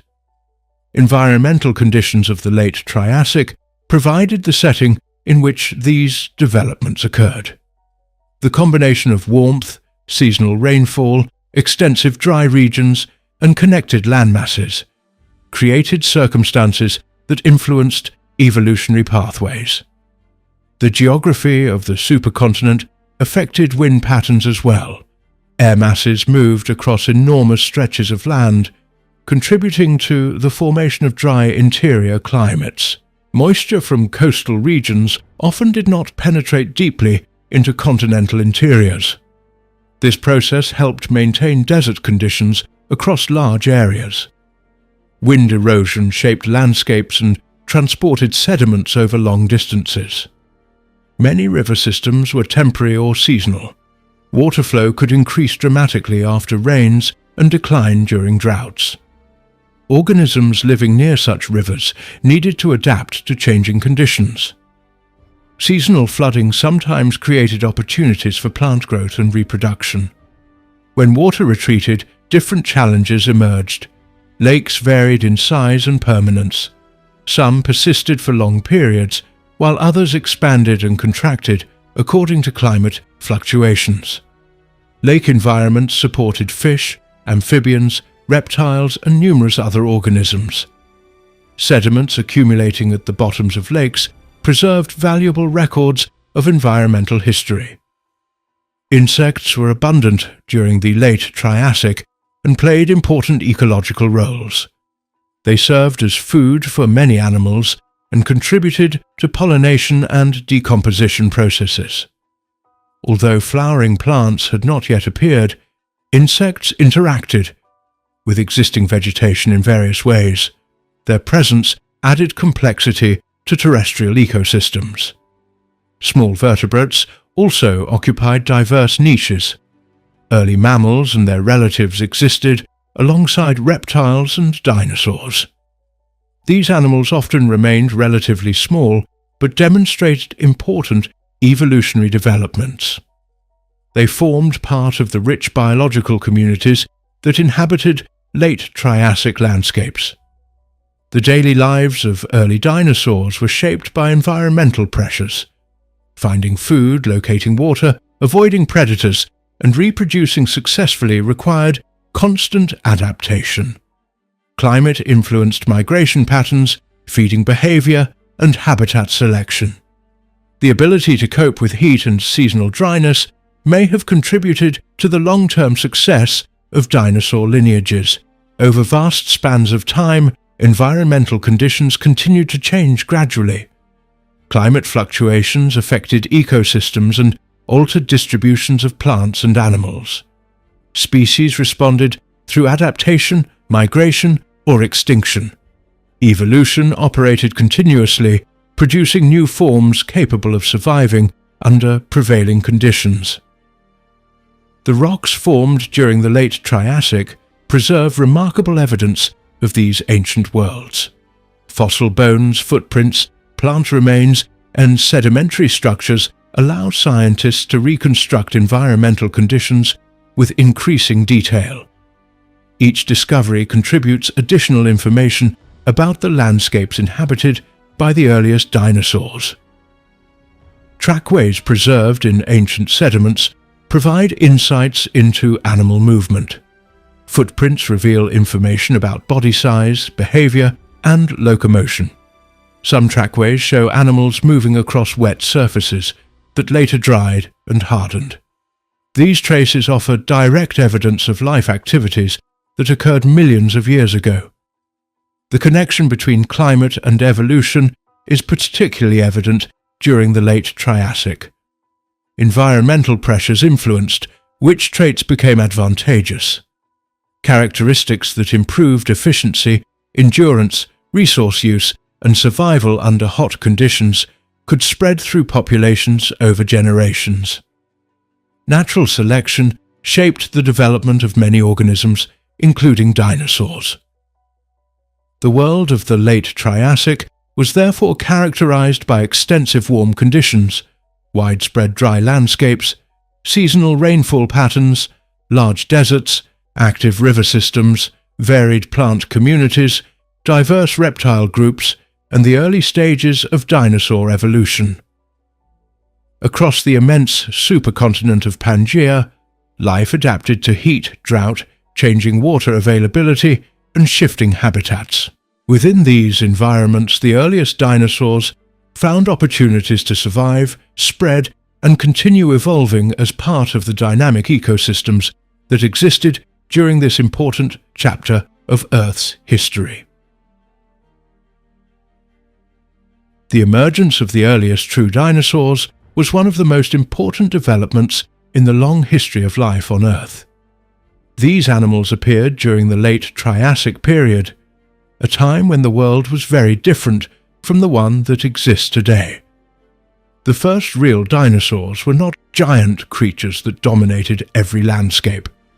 They were generally small animals that moved on two legs and lived among many other kinds of reptiles. Their appearance marked the beginning of a long evolutionary story that would continue for more than 160 million years.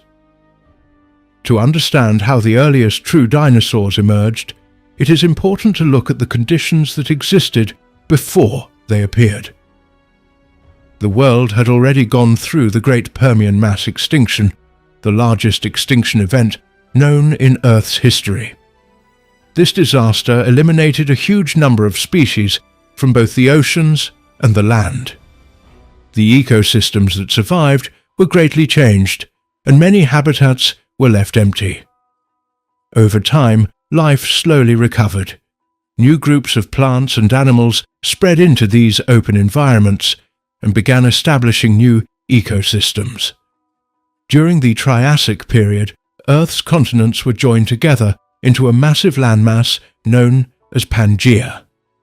Because most of the land was connected, animals could often move across enormous distances without encountering oceans that blocked their paths.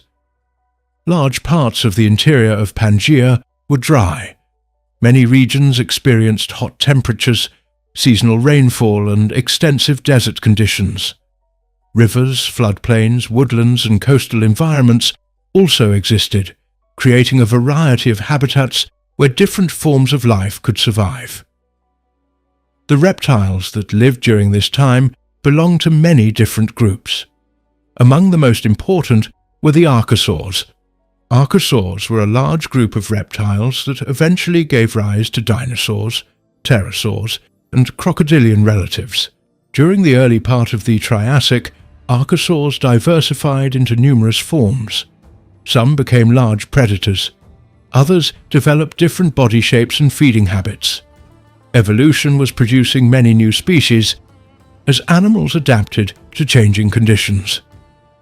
The ancestors of dinosaurs were small archosaurs that possessed certain features that distinguished them from many other reptiles. Their limbs were positioned more directly beneath their bodies. This body arrangement allowed more efficient movement. Instead of sprawling outward to the sides, the legs supported the body from underneath.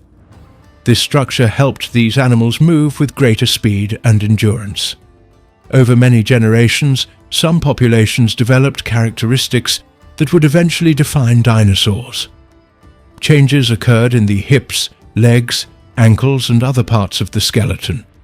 These modifications improved mobility and balance. Evolution did not create dinosaurs suddenly. The process unfolded gradually through countless generations. Small differences accumulated over time, eventually producing animals that paleontologists recognize as true dinosaurs. The earliest known dinosaurs appeared approximately 230 million years ago. Fossils discovered in parts of present-day South America provide some of the strongest evidence for these early forms. At that time, South America was part of Pangaea and connected to other land regions. The environments where these animals lived included river systems, floodplains, forests, and open areas where food could be found. Many of the earliest dinosaurs were relatively small. Some were only about the size of a dog, while others were somewhat larger. Their modest body size may have offered several advantages. Smaller animals often required less food than larger ones. They could move through dense vegetation, hide from predators more easily, and exploit resources that larger animals could not access. One of the most significant features of the earliest true dinosaurs was their bipedal posture. They walked primarily on their two hind legs. The hind limbs were generally longer and stronger than the forelimbs. This arrangement allowed efficient movement across the landscape. Running on two legs may have helped them pursue prey, escape danger, and travel between feeding areas. The forelimbs of many early dinosaurs remained relatively short. These limbs were still useful for grasping, holding objects, or helping with other activities. Different species showed variations in limb proportions, reflecting differences in lifestyle and feeding behavior. Some early dinosaurs used their forelimbs to capture small prey, while others relied on them for handling plant material. The skulls of early dinosaurs varied depending on their diet. Some species possessed sharp teeth suitable for eating meat.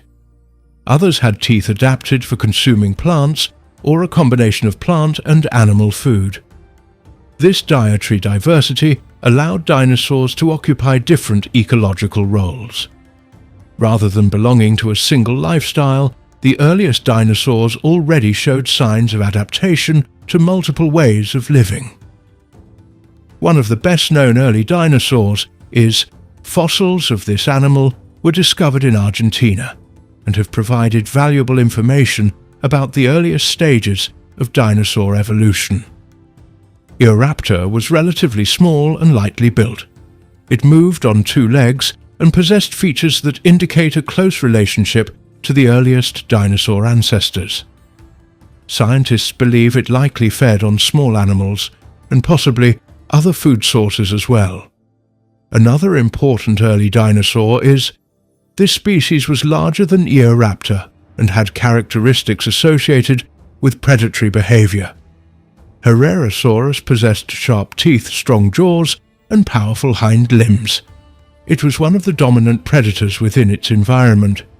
Its fossils have helped researchers understand how early meat-eating dinosaurs developed. The dinosaur known as also contributed valuable information regarding early dinosaur evolution. Fossils found in Brazil reveal a slender animal adapted for movement on two legs. Its body structure demonstrates many of the characteristics that became common among later dinosaurs. The discovery of Staurikosaurus has strengthened evidence that South America was an important region during the earliest phases of dinosaur history. These early dinosaurs shared a number of anatomical features. One important characteristic involved the hip structure. Dinosaurs possessed a distinctive opening in the hip socket that helped support a more upright posture. This feature improved movement efficiency and became one of the defining traits used by paleontologists to identify dinosaur fossils. The hind limbs of early dinosaurs were also notable. Their thigh bones connected to the hips in a way that allowed stable movement. The lower leg bones were often elongated, contributing to speed and agility. Strong muscles attached to these bones provided the power necessary for running and maneuvering through varied terrain. Balance played a major role in the success of bipedal dinosaurs. Their tails helped maintain stability while moving. A long tail acted as a counterbalancing structure that assisted during walking, running, and turning. This arrangement reduced strain on the body and supported efficient locomotion. The environments occupied by the earliest dinosaurs were filled with other animals. Dinosaurs did not immediately become the dominant land vertebrates after their appearance. Numerous reptile groups already existed and occupied many ecological niches. Large archosaur relatives, early crocodile line reptiles, amphibians, and various other creatures shared the landscape with the first dinosaurs. Competition for food and territory was common. Early dinosaurs had to survive alongside predators, rivals, and environmental challenges. Their success was not guaranteed.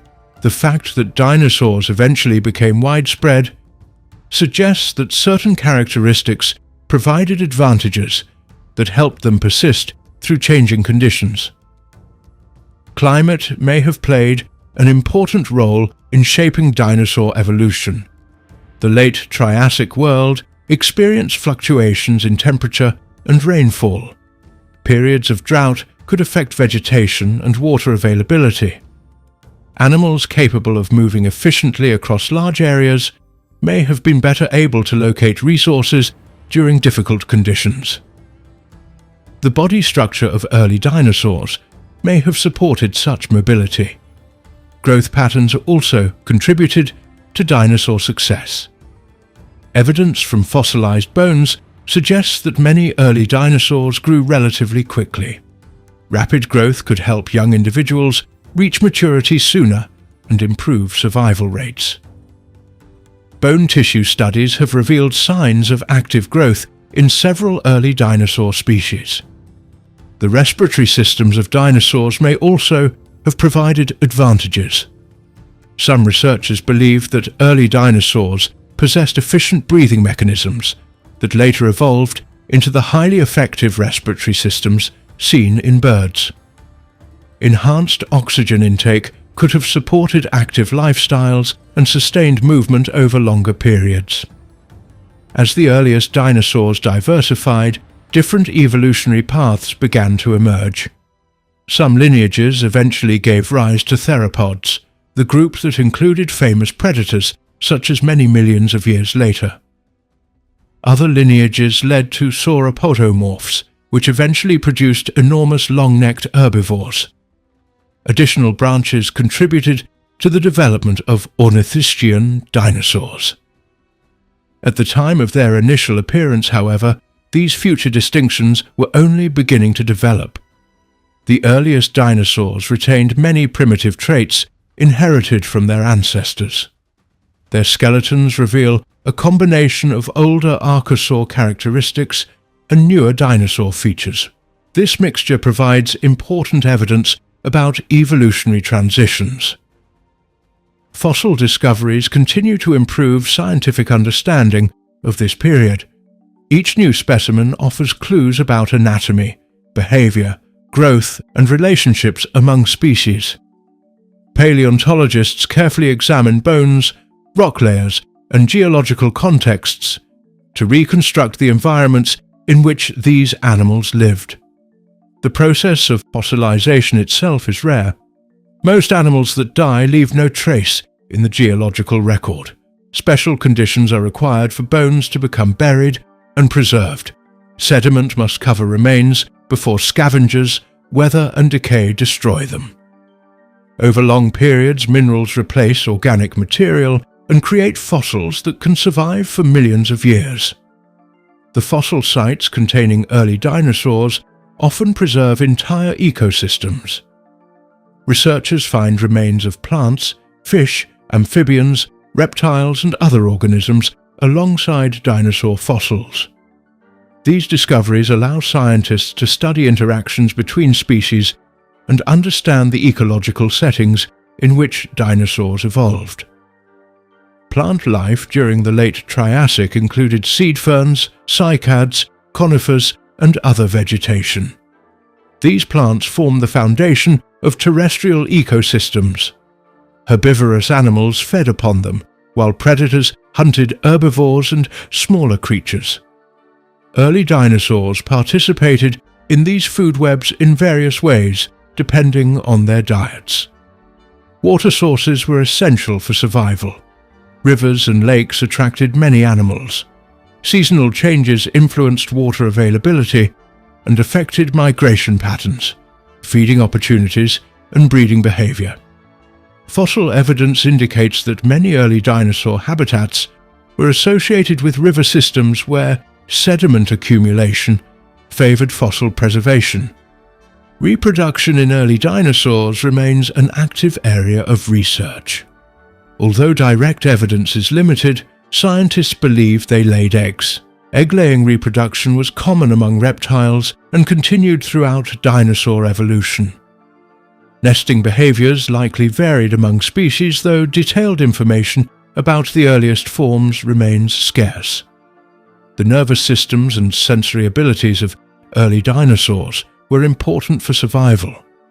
Good vision may have helped detect predators and locate prey. Balance mechanisms within the inner ear supported movement on two legs. Brain structures indicate that these animals were active and capable of responding effectively to environmental challenges. The emergence of true dinosaurs did not occur in isolation from broader evolutionary processes. Natural selection acted continuously on populations. Individuals possessing traits that improved survival and reproduction were more likely to pass those traits to future generations. Over immense spans of time, these accumulated changes produced increasingly distinct dinosaur lineages. Geological activity also influenced dinosaur evolution. Volcanic events, shifting climates, and changing landscapes altered habitats. Populations became separated or exposed to new environmental pressures. These circumstances encouraged diversification and adaptation. The evolutionary history of dinosaurs was shaped by both biological and geological factors. As the late Triassic progressed, dinosaur populations gradually expanded into additional regions of Pangaea. Because the continents were connected, dispersal across large distances was possible. Fossils from South America, North America, Africa, and other regions indicate that dinosaurs spread widely over time. Their geographic range increased as they adapted to different habitats. The end of the Triassic period brought major environmental changes. A mass extinction event eliminated many competing reptile groups. Dinosaurs survived this crisis and subsequently became much more prominent in terrestrial ecosystems. Their earlier evolutionary developments likely contributed to their ability to persist through these changes. The small bipedal dinosaurs that first appeared during the late Triassic therefore represented the beginning of a remarkable evolutionary journey. They were not yet giant animals dominating every continent. They were relatively modest creatures navigating complex ecosystems filled with competitors and challenges. Their bodies displayed innovations in posture, movement, growth, and anatomy that would later support extraordinary diversification. Diversification means the time when dinosaurs started to split into two large and main groups. This was an important moment in their long history because, before this split, early dinosaurs shared more similar body plans and ways of living. As time passed, changes in their bones, hips, teeth, and body structure slowly became more clear, and these changes created two distinct lines of dinosaurs. These two groups were known as Saurischia and Ornithischia. This division did not happen suddenly in a single moment, but took place over a long stretch of time as many generations of dinosaurs lived, reproduced, and gradually changed in form. During the early period of dinosaur existence, dinosaurs were still relatively new animals on land. They had already developed features that made them different from many other reptiles of their time, such as upright walking legs placed under the body rather than sprawled to the sides. This allowed them to move in a more direct and stable way. As these early dinosaurs continued to live in different environments, their bodies began to adapt in different directions. Some groups developed certain bone structures that supported one type of feeding and movement style, while others developed different structures that supported another way of life. These differences slowly became more noticeable over a very long period of time. The most important feature used to divide dinosaurs into the two major groups was the structure of the hip bones. The hip area in animals is very important because it connects the spine to the legs and supports body weight during movement. In early dinosaurs, small changes in the arrangement of bones in the hip area began to appear. Some dinosaurs developed a hip structure, where the pubis bone pointed forward, along with the ischium bone, forming a certain arrangement that became known as the Saurischean hip pattern. In other dinosaurs, the pubis bone gradually rotated backward to lie alongside the ischium, creating a different hip structure known as the Ornithischian hip pattern. These changes were not only in shape, but also in how muscles attached to the bones and how the body supported movement and balance. The group called Saurischia included dinosaurs that kept the original forward-pointing pubis bone. The name Saurischia comes from words that refer to lizard-like hip structure. But this does not mean these dinosaurs were like modern lizards in behavior or form. Instead, it describes the shape of the hip bones. Dinosaurs in this group included many early carnivorous species, as well as later large herbivores. One important feature of this group was that many members had sharp teeth suited for eating meat, although over time some branches changed and became plant eaters. The body structure of Saurischian dinosaurs often included long necks in some groups, strong tails for balance, and a body design that supported either fast movement or large size depending on the species. Within Saurischia, there were further developments that led to two major branches. One branch included theropods, which were mostly bipedal and often carnivorous. These dinosaurs walked on two legs and used their front limbs for different purposes, including hunting, grasping, or in some later species, reduced or highly specialized functions. The second branch included sauropodomorphs, which later produced the large long-necked, herbivorous dinosaurs known as sauropods. These dinosaurs became some of the largest land animals that ever lived. In their early stages, sauropodomorphs were smaller and could walk on two legs or four legs, but as time continued, many became fully quadrupedal and developed long necks that allowed them to reach vegetation at different heights. The second major group, Ornithischia, developed a different hip structure, where the pubis bone pointed backward.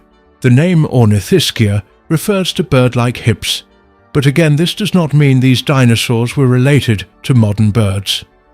The term is based only on the shape of the pelvic bones.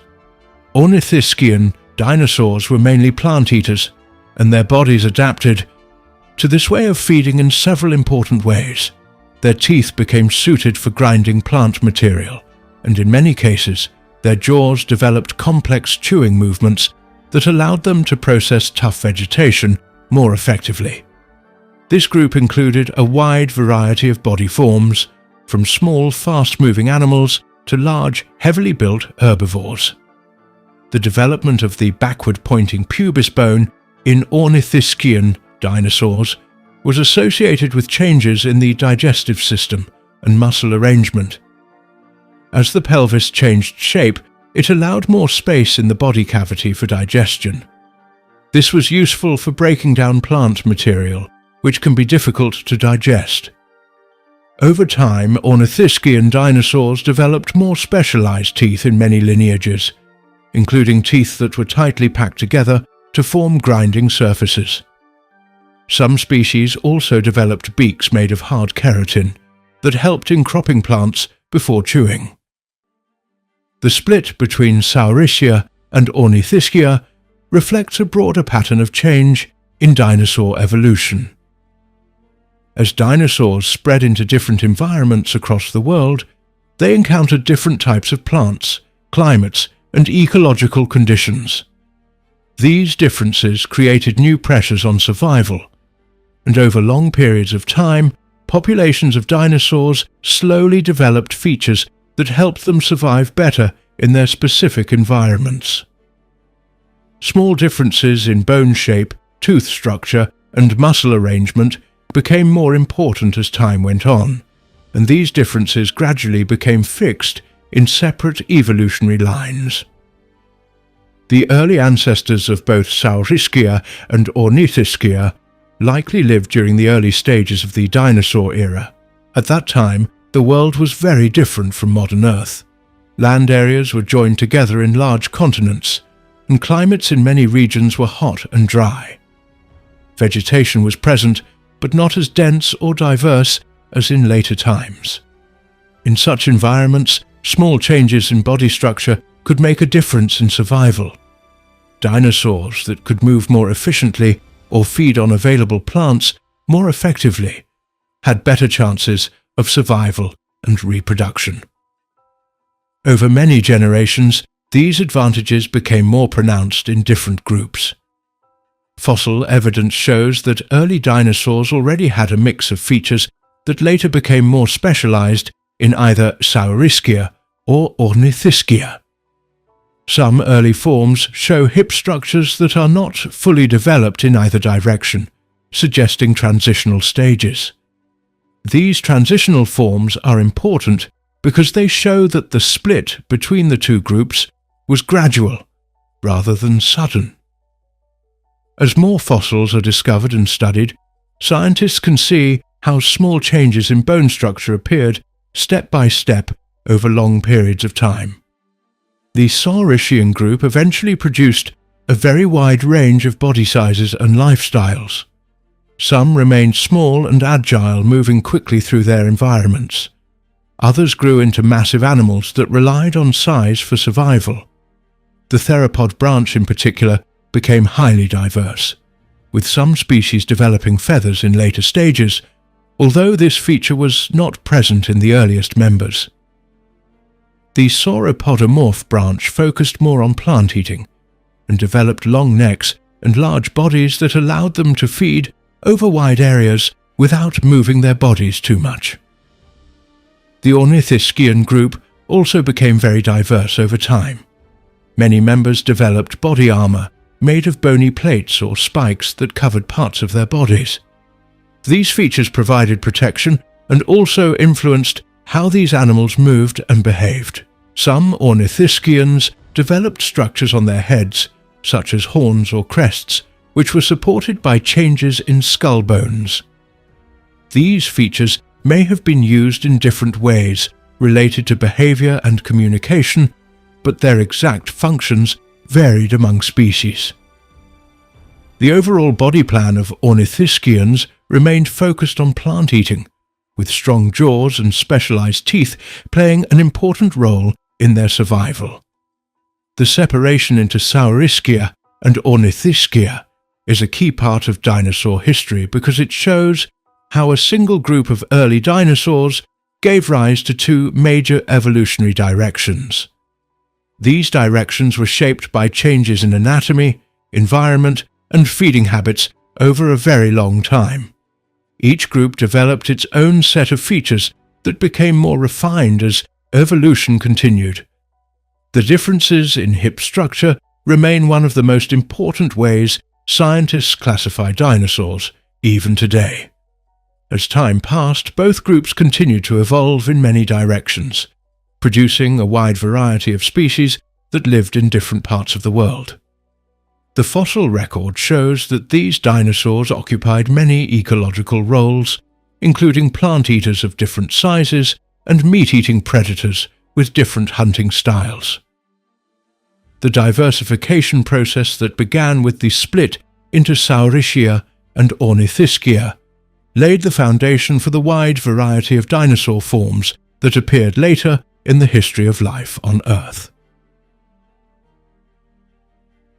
Early theropods began to appear during a long and important stage in dinosaur history, when land ecosystems were slowly changing and new types of reptiles were spreading across the world. These early theropods were among the first clearly recognizable carnivorous dinosaurs, and they show how dinosaur life started to become more specialized in how different groups lived, moved, and survived. These animals were generally small to medium in size, and many of them had light bodies built for movement on land. Their appearance marked an early phase in the long development of meat-eating dinosaurs, including forms similar in body structure to species such as Coelophysis. At this stage of Earth's history, many land environments were open and wide, with large dry regions and seasonal changes in rainfall. In these conditions, small and fast animals had an advantage because they could move easily in search of food and water. Early theropods developed in such environments and gradually became more successful in catching small animals, insects, and other available sources of food. Their bodies were shaped by the need to move quickly and survive in areas where resources were not always stable or evenly distributed. The earliest known theropods belong to a broader group of dinosaurs that had already started to separate from other early dinosaur forms. These early members of the theropod line were part of the larger group of reptiles that walked on two legs, which allowed them to use their front limbs for other purposes. Over time, this movement on two legs became more refined in theropods, making it easier for them to run and adjust direction while moving across open ground. Their hind limbs became the main support for their body weight, while their front limbs became smaller and more adapted for grasping or holding. The structure of early theropods shows clear signs of adaptation for active movement. Their leg bones were long and strong, especially the bones in the lower leg and foot. The joints in their limbs allowed a wide range of motion, which helped them to move quickly when needed. The muscles attached to these bones were also arranged in a way that supported speed and balance. Their feet typically ended in three main, weight-bearing toes, with claws that could assist in gripping the ground or capturing small prey. The skulls of early theropods were also important in understanding their way of life. These skulls were often lightweight, with openings in the bones that reduced weight and allowed room for muscle attachment. The jaws were lined with sharp, curved teeth that were suited for holding and tearing flesh. The shape and arrangement of these teeth suggest that early theropods were active feeders that used their mouths to grasp small animals and consume them quickly. The eyes were placed on the sides of the head in many forms, giving a wide field of view that helped them notice movement in their surroundings. One of the most well-known examples of early theropod-like animals is Coelophysis, which lived during the late part of the Triassic period. Animals similar to Coelophysis show many of the key features of early theropods, including a long tail, a light body, and a narrow skull. The tail was especially important because it helped with balance during movement. As these animals ran or turned, the tail acted as a stabilizing structure that kept the body balanced over the legs. This made quick movement easier and more controlled. The body size of early theropods varied, but many were relatively small when compared to later dinosaurs. Some individuals were only a few meters in length, while others reached slightly larger sizes. Their light build made it easier for them to move without expending too much energy. This was important in environments where food sources could be scattered or unpredictable. Smaller body size also meant they could hide or move through vegetation or open areas without attracting attention from larger predators of the time. Early theropods had long necks that allowed them to move their heads in a wide range of directions. This flexibility helped them when searching for food or watching their surroundings. Their arms, although small compared to their legs, were not useless. In many early theropods, the arms had flexible joints and ended in fingers with claws. These claws may have been used for holding small prey or helping the animal stabilize itself when moving over uneven ground. The development of early theropods was closely connected to changes in the broader ecosystem. After earlier periods of environmental change and extinction events, many new animal groups began to appear and diversify. Early dinosaurs, including theropods, were part of this expansion. They occupied ecological roles that involved hunting and feeding on smaller animals, which included early reptiles, amphibians, and other small vertebrates. The presence of these food sources supported the growth and spread of theropods across different regions. As early theropods spread, they began to appear in different parts of the world. Fossil evidence shows that similar forms existed in various ancient land areas, suggesting that these animals were successful in adapting to different environments.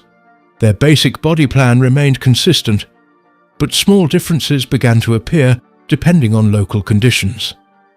Some had slightly longer limbs, while others had variations in skull shape or tooth arrangement. These differences show early stages of diversification within the theropod group. The skin covering of early theropods is not fully known, but it is widely understood that they had a covering of scales, similar to many other reptiles of the time. These scales likely helped protect the body and reduce water loss in dry environments. The coloration of these animals is not preserved in fossils, but their physical structure suggests that they relied more on movement and behavior for survival rather than visual display or camouflage patterns that are clearly known. The nervous system of early theropods was also developing in ways that supported their active lifestyle. The brain regions associated with vision and coordination were relatively well developed. This allowed them to react quickly to movement in their environment, which was important for both hunting and avoiding threats. The balance between sensory input and physical response became an important part of their survival strategy. Reproduction in early theropods followed patterns similar to other early dinosaurs. They laid eggs, which were likely placed in nests on the ground. These nests may have been simple arrangements in soil or sand where eggs were protected until hatching. The young theropods that emerged from these eggs were likely small and able to move shortly after birth or hatching. This early independence allowed them to survive in environments where parental care may have been limited or short-term. The growth process of early theropods involved gradual development of adult features. As they matured, their bones became stronger and more defined, and their proportions changed to support faster movement. The skull became more specialized for feeding, and the teeth became more suited for capturing and processing prey. Growth rates likely varied depending on food availability and environmental conditions. Early theropods also show evidence of changes in their digestive systems. Their body structure suggests that they processed food relatively quickly, which is consistent with an active lifestyle. A shorter digestive tract would allow for faster energy use, which is important for animals that rely on movement and hunting. The need for frequent feeding may have influenced their behavior and daily activity patterns. The development of early theropods also influenced other animal groups in their environment. As active carnivores, they created pressure on smaller animals, which may have led to changes in the behavior and survival strategies of those species.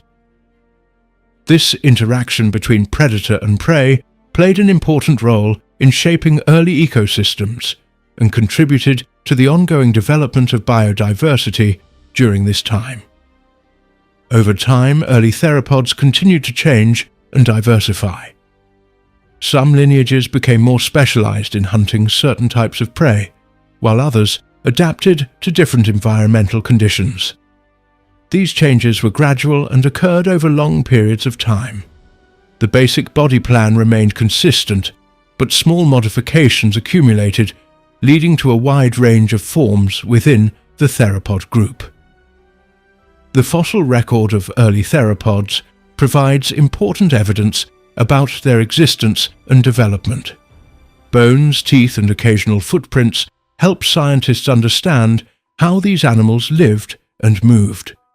Trackways show patterns of movement that suggest coordinated walking and running behavior.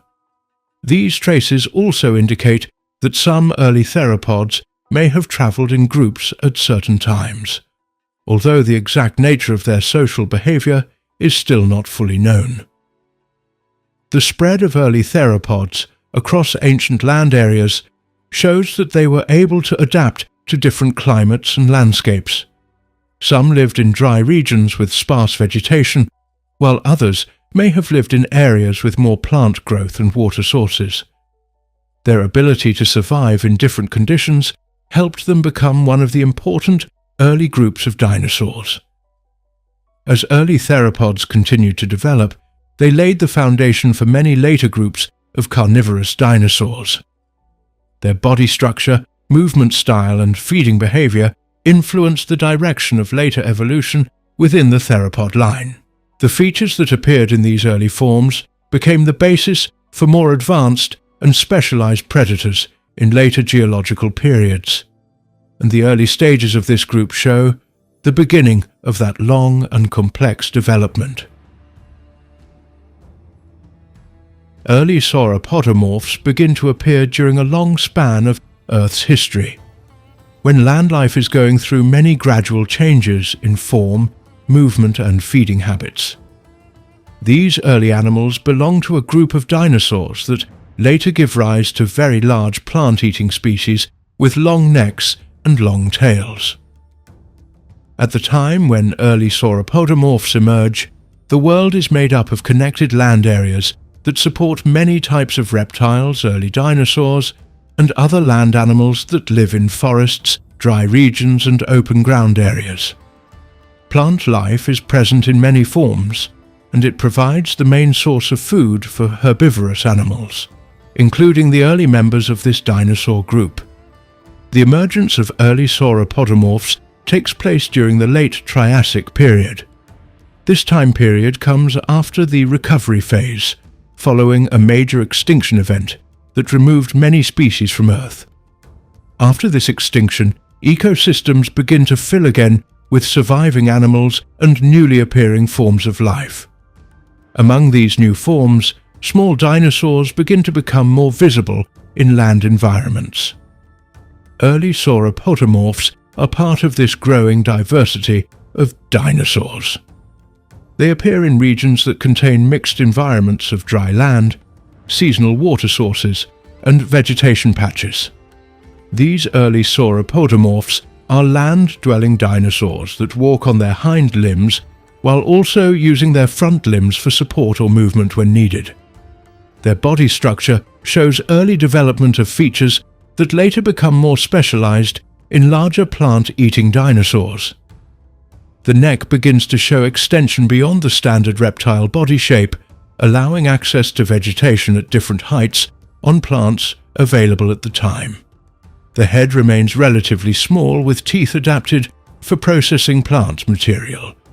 The teeth are shaped for slicing and cropping vegetation rather than tearing flesh. The digestive system of these early dinosaurs supports the processing of plant matter. Plant material at this time includes leaves, stems, and other soft plant parts. These animals spend significant time feeding to meet their energy needs. Their movement across land areas allows them to access different feeding locations where plants are present. Their limbs show strong bone structures that support walking and standing for long periods. The hind limbs provide main support for movement, while the forelimbs support balance and feeding posture. The early sauropodomorph body plan shows a combination of traits that are not fully specialized. Some features are still similar to earlier reptiles, while other features show early dinosaur characteristics. The skull structure is light in form, allowing easier head movement. The jaw structure allows repeated feeding actions on vegetation. The teeth are arranged in a way that allows continuous replacement over time, which supports long-term feeding activity. The environment in which early sauropodomorphs emerge contains seasonal variation in rainfall and plant growth. Some areas have dense vegetation during wetter periods, while other areas become dry and less productive during dry periods. This pattern of environmental change influences movement patterns of herbivorous dinosaurs. Early sauropodomorphs move through available land areas to find sufficient plant material. Their survival depends on access to vegetation that is spread across different regions. The fossil record of early sauropodomorphs shows that they appear in several parts of the world. These remains include bones of limbs, vertebrae, and skull fragments. The bones show signs of long limbs and elongated neck structures. The vertebrae in the neck region show extension and flexibility, supporting head movement in different directions. The tail structure is long and assists in balance during movement and feeding. During this time, plant life includes ferns, cycads, and other seed plants. These plants form ground-level vegetation and mid-level plant structures that support herbivorous diets. Early sauropodomorphs feed on these plants by using their mouth structure to cut and collect plant material. Their feeding behavior involves repeated movement across plant areas where vegetation is available. The development of early sauropodomorphs involves gradual changes in body structure across generations. These changes occur through small variations in limb length, neck structure, and jaw shape. Over long periods, these variations become more visible in fossil remains. The neck shows gradual extension that allows access to food sources located at different heights on plants. The limbs maintain strong support for walking across land surfaces. The vertebral column in early sauropodomorphs shows a series of connected bones that support flexibility and strength. Each vertebra connects in a way that allows movement while maintaining structural support. The neck vertebrae show increased number of segments that support extended reach. The tail vertebrae provide balance during movement and standing posture. The skull structure remains relatively small compared to the body. The eyes are positioned to allow forward and side vision. This helps in observing surroundings during movement and feeding. The nasal openings allow air intake for respiration.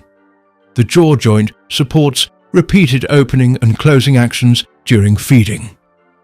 Early sauropodomorphs show social behavior patterns that may include movement in small groups. These groups allow shared movement across land areas while searching for vegetation. The presence of multiple individuals in the same area suggests that these dinosaurs may have used similar feeding locations. Group movement also supports access to different vegetation patches across time. The limbs of early sauropodomorphs show adaptation for land movement. The hind limbs are strong and support upright posture during walking. The forelimbs are shorter and assist in balance and feeding actions. The joints in the limbs allow bending and extension during movement. The feet have structures that support weight distribution across land surfaces. Bone growth in these early dinosaurs shows continuous development during their lifetime. The bones are structured to support movement and feeding activity. The internal structure of bones includes spaces that reduce weight while maintaining strength. This allows movement across different land surfaces without excessive energy use. The feeding process of early sauropodomorphs involves repeated cropping of plant material. The teeth interact with plant surfaces to remove leaves and stems. The jaw muscles provide force for repeated biting actions. The plant material enters the digestive system, where it is broken down over time. This process supports energy needs for movement and growth.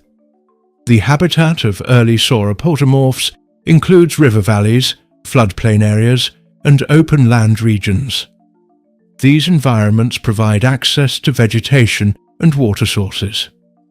Seasonal changes influence the distribution of plants across these areas. During wetter periods, vegetation expands across land surfaces. During drier periods, vegetation becomes limited to specific locations. Early sauropodomorphs continue to appear in fossil sites that show evidence of repeated occupation of land areas. These sites include preserved bone material that indicates presence over extended time periods. The distribution of fossils suggests that these dinosaurs are present in multiple regions across land masses that existed during the late Triassic period. The structure of early sauropodomorph limbs shows clear support for walking over long distances. The bone joints allow repeated motion without structural failure. The muscles attached to these bones provide force for movement and stability. The overall limb structure supports both movement and stationary feeding positions. The neck structure in early sauropodomorphs plays an important role in feeding access. The extended neck allows movement of the head across plant areas without requiring full body movement. This reduces the need for constant repositioning of the body during feeding. The flexibility of the neck allows access to vegetation located in different positions around the animal. The tail structure provides counterbalance during movement. When the neck extends forward during feeding, the tail helps maintain balance of the body. The tail also assists in movement by adjusting position during walking and turning. The sensory system of early sauropodomorphs includes vision, smell, and hearing. The eyes allow detection of movement and environmental features. The nasal system supports detection of environmental scents. The hearing system allows detection of sounds in surrounding environments. These sensory inputs support survival in changing environments. The reproductive behavior of early sauropodomorphs involves laying eggs in selected land areas. These eggs are placed in locations that provide suitable temperature and protection conditions. After laying eggs, adults leave the nesting area. The eggs develop over time until young dinosaurs emerge. The young then begin feeding and movement across land areas. Growth stages in early sauropodomorphs involve changes in body size, limb strength, and neck length. Young individuals show smaller body structures and gradually develop adult features over time. The growth process continues through multiple stages until full body structure is reached.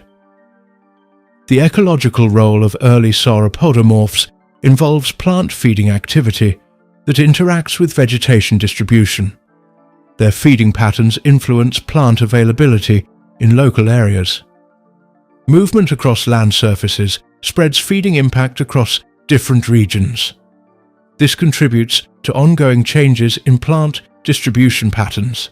The fossil evidence of early sauropodomorphs includes bones found in rock layers that preserve land environments from the late Triassic period. These rock layers contain remains of multiple animals and plant material.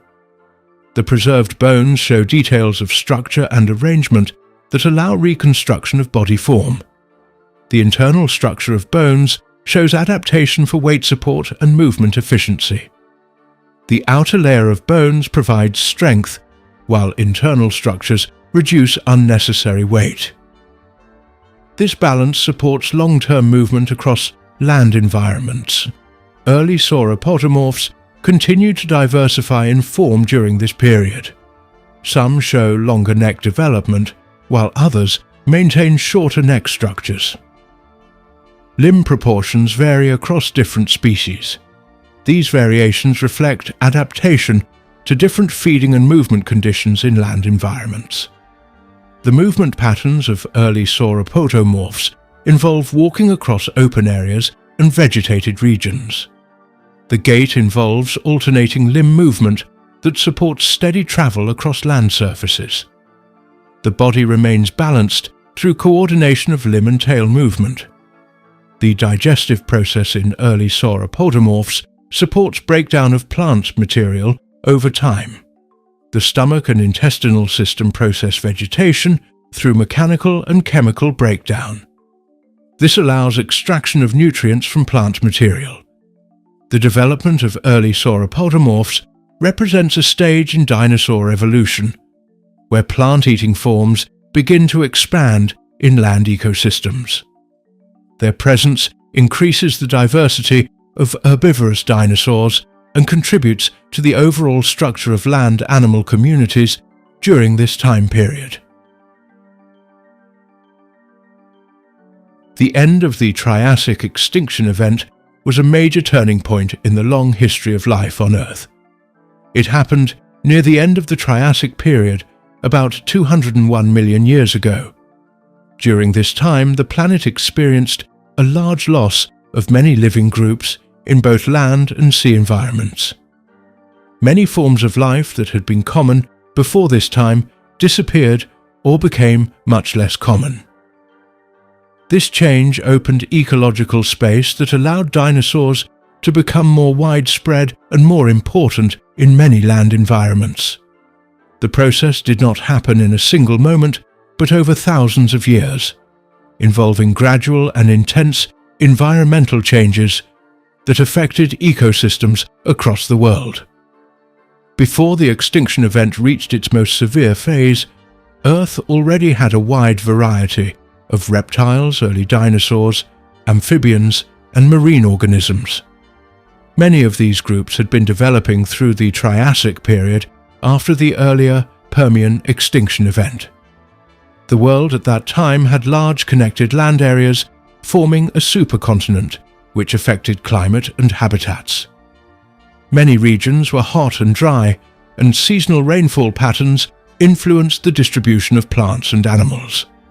Rivers, lakes, deserts, and coastal regions provided different living spaces for many groups of organisms.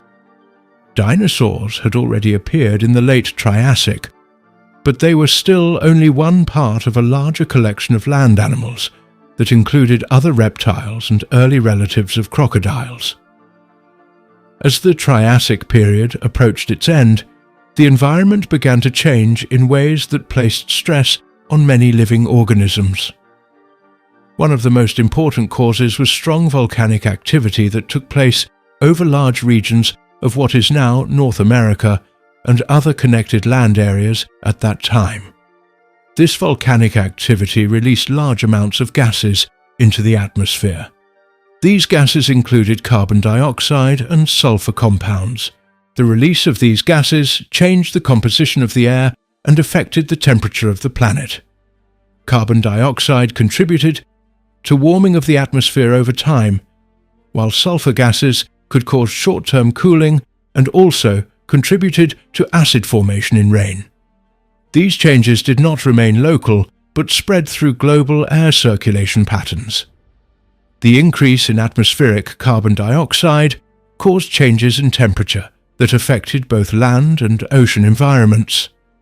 Warmer conditions influenced rainfall patterns and made some regions more dry while making others more humid. These shifts affected plant growth, which was important because plants formed the base of food chains on land. When plant communities changed or became stressed, herbivorous animals that depended on them also faced difficulties. This influence spread through many ecosystems. At the same time, volcanic activity also released particles into the air that blocked sunlight for periods of time. Reduced sunlight affected plant growth and reduced the energy available for ecosystems. In ocean environments, the changes were also severe. The warming of ocean water reduced the amount of oxygen that could dissolve in seawater. Lower oxygen levels created stress for marine organisms that needed oxygen-rich water. In some ocean regions, oxygen levels dropped so much that many organisms could not survive. These low oxygen conditions affected marine life on a large scale. Many species of marine reptiles, shell-forming organisms, and other sea creatures were reduced in number or disappeared completely during this time. Changes in ocean chemistry also included increased acidity, which affected organisms that built shells or skeletons from calcium-based materials. Acidic conditions made it more difficult for these organisms to maintain their structures.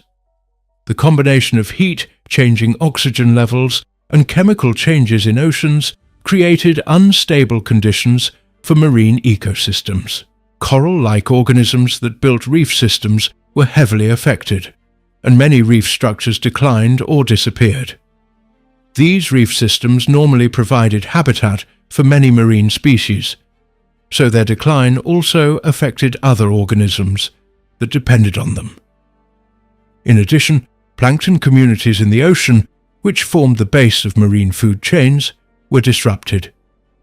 Changes in plankton populations affected food availability for many larger marine animals. On land, the extinction event affected many groups of reptiles that had been common during the Triassic Period. Some groups of early crocodile relatives, which had been diverse and widespread, declined significantly.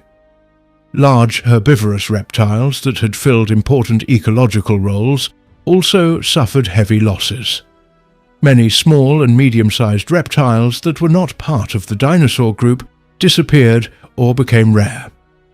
Amphibians in many regions were also affected, especially those dependent on stable freshwater environments that were altered by climate change and habitat shifts. Plant life also experienced changes during this time. Some plant groups that had been common in the late Triassic declined, especially those that could not adapt quickly to changing climate conditions. Forest structures changed in many regions. In some areas, plants that could tolerate dry conditions became more common, while in other regions, plants adapted to wetter conditions expanded. These changes in plant communities directly affected herbivorous animals and indirectly affected carnivorous animals that depended on them for food. The extinction event did not affect all organisms equally. Some groups were more sensitive to changes in temperature, oxygen levels, and food availability. Others had biological features that allowed them to survive stressful conditions. Dinosaurs were among the groups that survived the extinction event in sufficient numbers to expand afterward. Early dinosaurs had already developed certain traits that allowed them to move efficiently and occupy a range of environments. After many competing groups declined, dinosaurs found more available ecological space. This allowed them to increase in number and spread into many regions of land. During the early part of the Jurassic period that followed the extinction, ecosystems were still recovering from the environmental disruptions. Plant communities were in a state of rebuilding and adjustment. In many places, vegetation was still uneven and changing. Rivers and floodplain environments gradually became more stable again as climate conditions slowly shifted. Dinosaurs began to appear more frequently in fossil records from this time, showing that they were becoming more common in land environments across different regions. Small early theropod dinosaurs, which were mostly carnivorous, became more widespread in the early Jurassic. These animals were generally lightweight and moved on two legs. They occupied roles as predators of smaller animals and scavengers of available resources.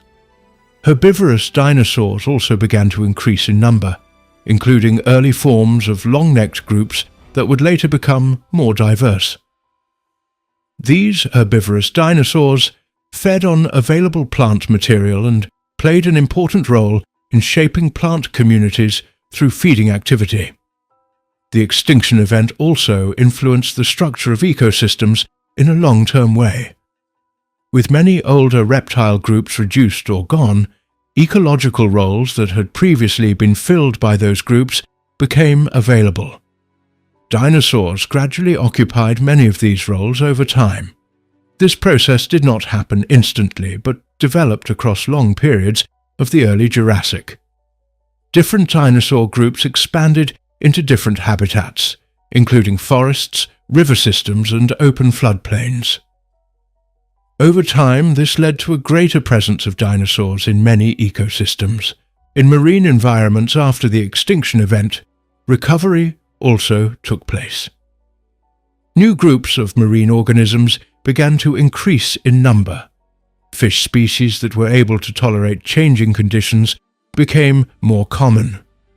Marine reptiles that survived the extinction continued into the Jurassic and adapted to the new conditions. Coral-like systems slowly began to rebuild in some regions, although this process took a long time due to earlier damage. Plankton communities also began to recover, restoring the base of marine food chains and allowing larger organisms to increase in diversity again. The volcanic activity that had contributed to the extinction gradually decreased over time.